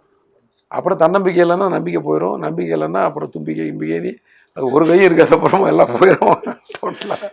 ரத்னம் ஆடியன்ஸ் இன்ட்ரெஸ்டிங்கான ஆஸ்பெக்ட்ஸ், 180 ரூபா கொடுத்து டிக்கெட் வாங்க வரவங்களுக்கு என்ன இல்லை, ஒரு முழு நீள ஒரு என்டர்டெயின்மெண்ட் இருக்கும், நல்ல ஃபாஸ்ட்டு ஸ்க்ரீன் ப்ளே. ஸோ எனக்கு எல்லாருமே விறுவிறுப்பாக படம் பார்க்கணுன்றதை விரும்புகிறாங்க. என்கிட்ட சொன்ன ஃபீட்பேக்கில் உங்கள் படம் தான் நல்லா பரபரன்னு இருக்குன்னு சொல்லி. ஸோ அந்த பரபரப்பு இந்த படத்தில் இருந்துகிட்ருக்கு. ஏன்னா ஸ்டோரியோட இதே வந்து தீமே வந்து கொஞ்சம் ஒரு வேகமான தீமு. அது மாதிரி ஸ்க்ரீன் ப்ளேயும் வந்து ஒரு 45 மினிட்ஸ்க்கு அப்புறமே வந்து படம் வந்து ஒரு ஜெட் வேகத்தில் தான் போயிட்டுருக்கோம். அது இல்லாமல் வந்து நான் ஒரு சிங்கிள் ஷாட்டு அதெல்லாம் சொன்னல, அது மாதிரி நிறைய ட்ரீட்ஸ் இருக்குது. உள்ளே போனீங்கன்னா வந்து ஒரு இன்ட்ரெஸ்ட்டாக ஒரு மேக்கிங்கில் வந்து ஒரு இன்ட்ரெஸ்ட்டாக நல்ல கேமராமேன் சுகுமார் சார் பண்ணியிருக்கிறாரு, நல்ல மியூசிக் டைரக்டர் தேவி நல்ல சாங்ஸ் கொடுத்துருக்காரு, அண்டு சமுத்திரகனி, நம்ம யோகி பாபு, எங்கள் மாமா விஜயகுமார் சார், இது மாதிரி நிறைய ஆர்டிஸ்ட் இருக்காங்க உள்ள. எல்லோரும் நம்ம முரளி சர்மா வில்லனாக பண்ணியிருக்காரு. எல்லாம் ரொம்ப யதார்த்தமாக நடிச்சிருக்காங்க எல்லாரும். அந்த கேரக்டரே வந்து அப்படியே ஃபிட்டாக அந்த மாதிரி. ஹரிஷ் பேரடி, நம்ம முத்துக்குமார், அப்புறம் நிறைய ஆர்டிஸ்ட் இருக்காங்க. ஜெயபிரகாஷ் சார், ஜேபி சார், துளசி அம்மா, பிரியா பவானி சங்கர் தான் ஹீரோயின். அது தெரியுன்றதுனால, எல்லாருக்கும் தெரியுன்றதுனால சொல்லேன். ஸோ இந்த மாதிரி எல்லாருடைய எல்லாமே எப்படி இருக்குன்னா யதார்த்தமாக இருக்கும். இது எல்லாம் சொல்ல எல்லாருமே நல்ல ஆர்டிஸ்ட் தெரியும். எல்லாருடைய பர்ஃபார்மன்ஸும் யதார்த்தமாக இருக்கும். கௌதம் மேனன் சார் வந்து ஒரு கேமியோ தான், பட் அவர் தான் பண்ணணுங்கிறதுல என்கிட்ட கேட்பாங்கல்ல, இப்போ நீங்கள் ஒரு ஆர்டிஸ்ட்டுக்கு நீ கதை பண்ணுவீங்களான்னா உண்மையிலே வந்து அந்த சீன் அவருக்குன்னே பண்ண மாதிரி தான். அப்படியே துணியை மேலே போட்டு தைச்ச மாதிரி தான். அப்படி அவர் பண்ணால் நல்லா இருக்குன்றதுல அவ்வளோ ஸ்ட்ராங்காக இருந்தோம். அதுக்கு ஆல்டர்னேட்டே கிடையாதுன்ற மாதிரி. அதே மாதிரி விடிவி கணேஷ் அவரும் வந்து அந்த அந்த பர்டிகுலர் ஒர்க்கை அவர் பண்ணணும். இந்த மாதிரி எல்லாருமே வந்து யதார்த்தமாக பண்ண வச்சுருக்கோம். எல்லோரும் இன்ட்ரெஸ்டாக பண்ணி கொடுத்தாங்க. படத்துக்கு வந்து ரொம்ப சப்போர்ட்டு. ஸ்பாட்டில் வந்து ஹீரோ ரொம்ப சப்போர்ட் எங்களுக்கு. ரொம்ப விஷால் வந்து டைமிங் தானே. அவர் நல்லா நடிப்பார், நல்லா ஃபைட் பண்ணுவார், எல்லாமே நமக்கு தெரியும். ஆனால் டைமிங்க்கு வந்து ஒரு டேரக்டருக்கு வந்து அவரை வச்சு நல்லா எடுத்துடலான்ற நம்பிக்கை வந்துடும்ல. அதை வந்து பண்ணார். அதுதான் மிகப்பெரிய ஒரு அண்டு கதை மேலே ரொம்ப நம்பிக்கையாக இருந்தார். அதனால் ஒவ்வொரு சீனும் சார் அந்த சீன் அன்றைக்கி சூப்பர் சார், ஸ்ட்ராங்காக இருக்கும் சார் அது அப்படின்னு ஒரு மோட்டிவேட் பண்ணுறது, அதெல்லாம் தான் இன்ட்ரெஸ்ட்டாக அவர் பண்ணுறது. அதான் அந்த மாதிரி. ஸோ அந்த வகையில் இவ்வளோ விஷயங்கள் இருக்குது படத்தில். ஸோ வந்தீங்கன்னா என்னடா பண்ணியிருக்கீங்க அப்படின்னு சொல்லி எதிர்பார்த்து வந்தீங்கன்னா கன்ஃபார்மாக எங்களை நீங்கள் ஏதோ பண்ணியிருக்கோன்னு நினைப்பீங்க. அந்த நம்பிக்கை இருக்குது, அவ்வளோதான். சார் இப்போ சூர்யா சாரோட அந்த ஓங்கி அடிச்சா 110 வீட்டை சிங்கத்தை இங்கே பார்த்துருப்பீங்க அங்கே பார்த்துருப்பீங்கன்னு, அது எப்படி கன்சீவ் பண்ணீங்க? அது நீங்கள் அந்த டைலாக் 2 டைலாக் நீங்கள் சொல்லுங்கள். நான் சொல்லிட்டாலும் போங்க, அவர் சொன்ன டைலாக் அப்படியே எல்லாத்துக்குமே வந்து ஒரு ஓமே உருவக அணி இப்படிலாம் இருக்கும்ல, உருவப்படுத்தி எழுதுறது தானே விஷயத்தை. இப்படி இருந்தால் எப்படி இருக்கும்? சிங்கம் டைட்டில் வச்சிட்டோம். ஸோ சிங்கத்தை இப்படி தான் அது வந்து முதல்ல அது வந்து ஒரு புள்ளி விவரமாக மாறி, அப்புறம் அது அக்கௌண்ட்ஸாக மாறி, இப்படி மாறி தான் அந்த ஓங்கி அடித்தா 100 டன், சிங்கம் அடித்தா 100 டன் வெயிட்டுன்னு ஒரு குறிப்பு எடுத்து. ஸோ ஓகே, அப்போ அவன் கோவத்தில் அதை அண்டர்லைன் பண்ணி சொல்கிறான் அப்படின்னு அந்த கேரக்டர் அப்படி சொல்லுது அப்படின்ற அவன் சொன்னது அந்த கேரக்டர் சொல்கிறான். அது மாதிரி அந்த துரசிங்கம் கேரக்டர் வந்து அந்த கோவத்தில் அப்படி கொந்தளிக்கிறான், அப்போது அந்த வார்த்தை வருது அப்படின்ற மாதிரி விஷயம் பண்ணி அதை அடிக்கிறதுல இது கூட திரும்பி ஒருத்தன் வரும், அவனை டமாலு திரும்பி பார்த்து அடிக்கிறது, அவன் புரண்டு போய் உழுறது இந்த லோகங்களில், அந்த கையெல்லாம் அப்படி செவந்து அதில் என்னென்னா உங்களுக்கு அந்த டைலாகோட ஹைலைட் என்னென்னா, மண்வெட்டியும் கடப்பாரையும் பிடிச்ச கைடா இது, இந்த அடியெல்லாம் நீ தாங்க முடியாது. நீங்கள் அந்த மாதிரி கையெல்லாம் நான் பார்த்துருக்கேன், இதெல்லாம் ரியாலிட்டி. கலாபவன் மணி சார் கையை தொட்டு பார்த்துருக்கீங்களா? இரும்பு கை மாதிரி இருக்குங்க. ஏன்னா அவர் அவ்வளோ ஒர்க் பண்ணியிருக்காரு போல இருக்கு. கையை பிடிச்சாருன்னா வேலில் வந்து ஒரு கணக்கப்பில் ஒரு நோட்டு எடுத்துகிட்டு வர அதை அடிப்பாருங்க. நோட்டு 3 துண்டாயிடுச்சிங்க, ஒரு பெரிய லாங் சைஸ் நோட்டு. என்னடா நோட்டு பிஞ்சு போச்சுன்றா. பாரத் என்னோட அசோசியேட்டாக இருந்தார். சார் என்ன சார் அவர் ஒரே அடி அடித்தார், நோட்டை வந்து எங்கேயும் வச்சிடலாம் இல்லை, கையில் பிடிச்சி தான் கணக்கு டமால் அடிப்பார். நீ பவுடருக்கு பதிலாக பான்ஸ் பவுடர் வாங்கி கொடுத்த, பாஸ்பரஸுக்கு பதிலான்னு சொல்லி அடிப்பார். துண்டாயிடுச்சா அப்படி சார் என்ன சார் கையில் வச்சுருக்கீங்க அப்படின்னு சொன்னாச்சுன்னா, சும்மா கை கொடுக்கலாம்னு சொல்லி அமுக்கலாம். ஐயோ அட மிகப்பெரிய கலைஞர்ல. ஒரு உங்கள் படங்களில் இந்த வசனங்கள் வந்து ரொம்ப இம்பார்ட்டன்ஸான ஒரு விஷயங்கள் இருக்குது. இப்போது சிங்கம் எடுத்துட்டிங்கன்னா அது என்ன, சிட்டியில் இருக்கவங்க தான் ஆளே இருக்குவானா, எனக்கு ஊர்லேருந்து இறக்க மாட்டோமா, ஒரு நாளைக்கு இவ்வளோ ட்ரெயின் வருது, இவ்வளோ விஷயம், 1 லட்ச ரூபா இருந்தால் மளிகை கடை வைப்பேன், 5 லட்ச ரூபா வச்சு டிபார்ட்மெண்டல் ஸ்டோர் வைப்பேன், நீ ஏசி அதனால ஏசி போட்ட ரூம் என்ன ஏசி இல்லை, அதனால் நான் ஏசி. அவ்வளோதான்டா வித்தியாசம். மற்றபடி நீயும் திருடன பிடிப்பேன், நானும் திருடன பிடிப்பேன், நீயும் கேஸ் போட நானும் கேஸ் போட சம்திங். ஸோ இப்படி ஒரு ஸ்டோரி, ஒரு ஃபேமிலி, என்டர்டெயின்மெண்ட், ஆக்ஷன் எல்லாம் இருக்கிற ஹரி ஏன் தமிழில் மட்டும், ஏன் தெலுங்கோ ஹிந்தியோ வேற லாங்குவேஜுக்கு போக மாட்டேன்றாரு? கம்ஃபர்டபுளாக ஒரு ப்ராஜெக்ட் வந்தால் போயிட வேண்டியதுதான். பட்டு அந்த மாதிரி ஒன்றும் கண்டிப்பாக போகணுன்னு நான் தான் சொல்கிறேன். எனக்கு பெருசாக இங்கே போய் ஒன்று சாதிச்சே ஆகணும் அப்படின்லாம் எனக்கு கிடையாது. கொடுக்குற வேலையை சிறப்பாக செய்யணுன்றது மட்டும் தான் என் மோட்டிவ். ஆக்சுவலாக எப்படியா நம்ம ஒரு ஹிந்தி படம் எடுத்து நிறைய ஆஃபர்ஸ் வந்துச்சு ஹிந்தி படம். ஏன்னா நான் ஹிந்தி படமே நீ பார்க்குறதில்ல, உனக்கு படம் எடுக்கிற வேறு வேலையா, நீ என்னை பார்த்து நானே கேள்வி கேட்டுப்பேன். அப்போ கம்பெனி இருக்கு கொஞ்ச நாள். புரியுதா உங்களுக்கு? முதல்ல ஹிந்தி படம் எடுக்கணும்னா நம்ம முதல்ல ஹிந்தியில் படம் நிறையா பார்க்கணும். அவங்க என்ன ஸ்டைலில் இருக்காங்கன்னு யோசிக்கணும். அவங்களுடைய மேக்கிங் ஸ்டைலில் இருந்து அவங்களுடைய எல்லாமே நமக்கு தெரியணும் இல்லையா. நம்மளே ஏதோ ஒரு ரொம்ப முக்கியமான படங்கள் தான் ஹிந்தியிலே பார்க்க முடியும். அதனால் அதுக்கெல்லாம் அவ்வளோலாம் நமக்கு அது இல்லாமல் ஹிந்தி பண்ணி ஆகணுன்ற பெரிய மோட்டிவேஷனும் எனக்கு கிடையாது. தெலுங்கு பண்ணி ஆகணும், கன்னடம் எல்லாத்துலேயும் பண்ணுறதுக்கு இன்ட்ரெஸ்ட் தான். நான் நிறையா மீட்டிங்ஸ் போயிருக்கேன். அதுவெல்லாம் சரியாக ஒர்க் அவுட் ஆகாமல் கூட இருந்திருக்கும், அது வேறு விஷயம். ஆனால் கண்டிப்பாக இதை பண்ணி ஆகணும், நான் தமிழ் தான் பண்ணுவேன்ற பிடிவாதமும் கிடையாது, மற்ற படங்களும் நான் பண்ணுன்ற பெரிய வேகமும் கிடையாது. எந்த ப்ராஜெக்ட் வருதோ, இப்போ அடுத்த ப்ராஜெக்ட் என்ன வருதோ அதை கமிட் பண்ணிப்பேன், அதை சிறப்பாக செஞ்சிருவோம் ஒரு வருஷம் உட்காந்து, அவ்வளோதான். சார் இது வந்து 14th April 2002 ஃபர்ஸ்ட் படம், இன்சிடென்ட்லி 26th April 17வது படம். இந்த 22 வருஷ ஜேர்னியை வந்து ஹரி எப்படி பார்க்குறாரு? இன்னும் நமக்கு வேலை கொடுத்துட்டு இருக்காங்கன்ற ஒரு சந்தோஷம், அந்த வேலையை சிறப்பாக கரெக்டாக செஞ்சுட்டு இருக்கோமான்ற ஒரு கேள்வி,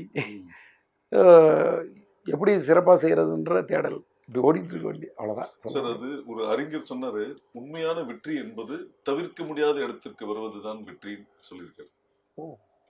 தவிர்க்க முடியாத இடத்தில் இருப்பது தான் உண்மையான வெற்றின்னு சொல்லியிருக்காரு. தவிர்க்க முடியாத இடத்தில் இருப்பது உண்மையான வெற்றி. ஓகே. ஸோ இன்னைக்கு ஹரி வந்து தமிழ் சினிமால தவிர்க்க முடியாத இடத்தில் இருக்கிறார். அவரு 17 படங்கள் என்பது எண்ணிக்கையில் கம்மி தான், ஆனால் குவாலிட்டி அதிகம். ஏன்னா 22 வருஷத்துல ஒரு விஷயமும் பார்த்து செதுக்குறீங்க. ஸோ விரைவில் நீங்கள் அடுத்தடுத்த லாங்குவேஜும் அடுத்தடுத்த படமும் பண்ண வாழ்த்துக்கள். அது ஓகே. தவிர்க்க முடியாத இடத்துல நான்லாம் இல்லைங்க. தவிர்க்க முடியாத இடம்ன்றதெல்லாம் வந்து அது 5 வருஷத்துக்கு ஒன்று மாறிக்கிட்டே இருக்கும். ஒவ்வொரு டேரக்டர் வந்து சக்ஸஸ் பண்ணுவாங்க, அப்போ அடுத்தடுத்தவங்க வந்து தவிர்க்க முடியாத இடத்துக்கு போவாங்க. எல்லா ஆர்டிஸ்ட்டும் அவங்ககிட்ட படம் பண்ணணுன்னு ஆசைப்படுவாங்க. இப்போல்லாம் நம்மகிட்ட எல்லாரெல்லாம் படம் பண்ணணும்னு ஆசைப்பட மாட்டாங்க. அதேமாரி ஒரு படம் வரும், அதை நம்ம செஞ்சுக்கலாம், அப்படி தான். இப்போ இன்றைக்கி கரண்ட்டில் படங்கள் பண்ணி யார் நல்ல லைம் லைட்டில் இருக்காங்களோ அந்த 4-5 டேரக்டர்ஸுக்கு தான் அந்த இடம் இருக்கும். அதனால் நான்லாம் கிடையாது. அது நான் உண்மையை தான் சொல்கிறேன். என்னுடைய ப்ரெசன்ஸ் கூட அந்த மாதிரி இருந்திருக்கும் ஒரு இடத்துல, ஒரு காலகட்டத்தில். அந்த நேரத்தில் வந்து நிறைய டைரக்டர்ஸ், நிறைய ப்ரொடியூசர்ஸ், நிறைய ஹீரோஸ் வந்து இவர் கூட படம் பண்ணி நிறைய பேர் அப்ரோச் பண்ணியிருப்பாங்க. அந்த நேரத்தில் அது வந்து தவிர்க்க முடியாத அந்த ஒரு 5-6 பேர், 7 பேர், 8 பேரில் நானும் இருந்திருக்கலாம். ஆனால் இப்போ அந்த இடத்துல நான் கிடையாது. இப்போ நான் எனக்கும் வேலை கிடைக்குது, எனக்கு வந்து சரி இந்த இவங்ககிட்ட படம் கொடுத்தா ஒரு ஹார்ட் ஒர்க் பண்ணி கரெக்டாக எடுத்து கொடுத்துருவாங்க சொன்ன டைமில்ன்ற ப்ரொடியூசரோட நம்பிக்கை.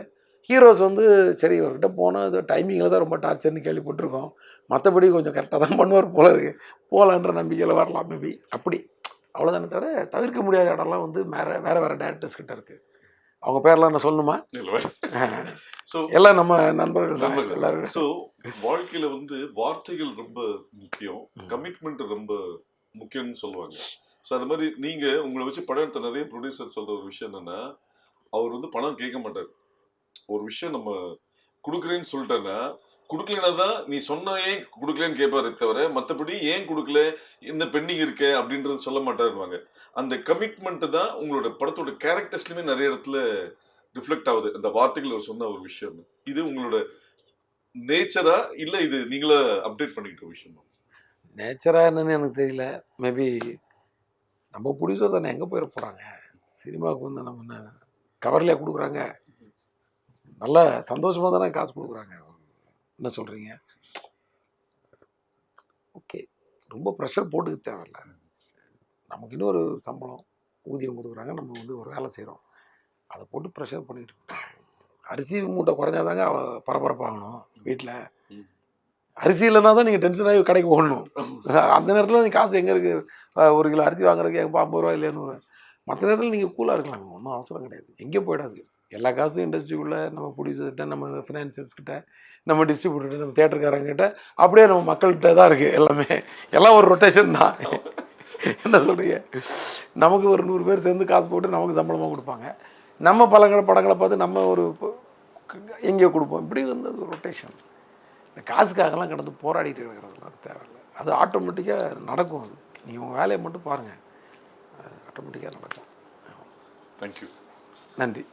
India's #1 AI empowered institution, JKKN. Admissions open for engineering, pharmacy, allied health sciences, arts, nursing and dental. JKKN Institution, Kumarapalayam.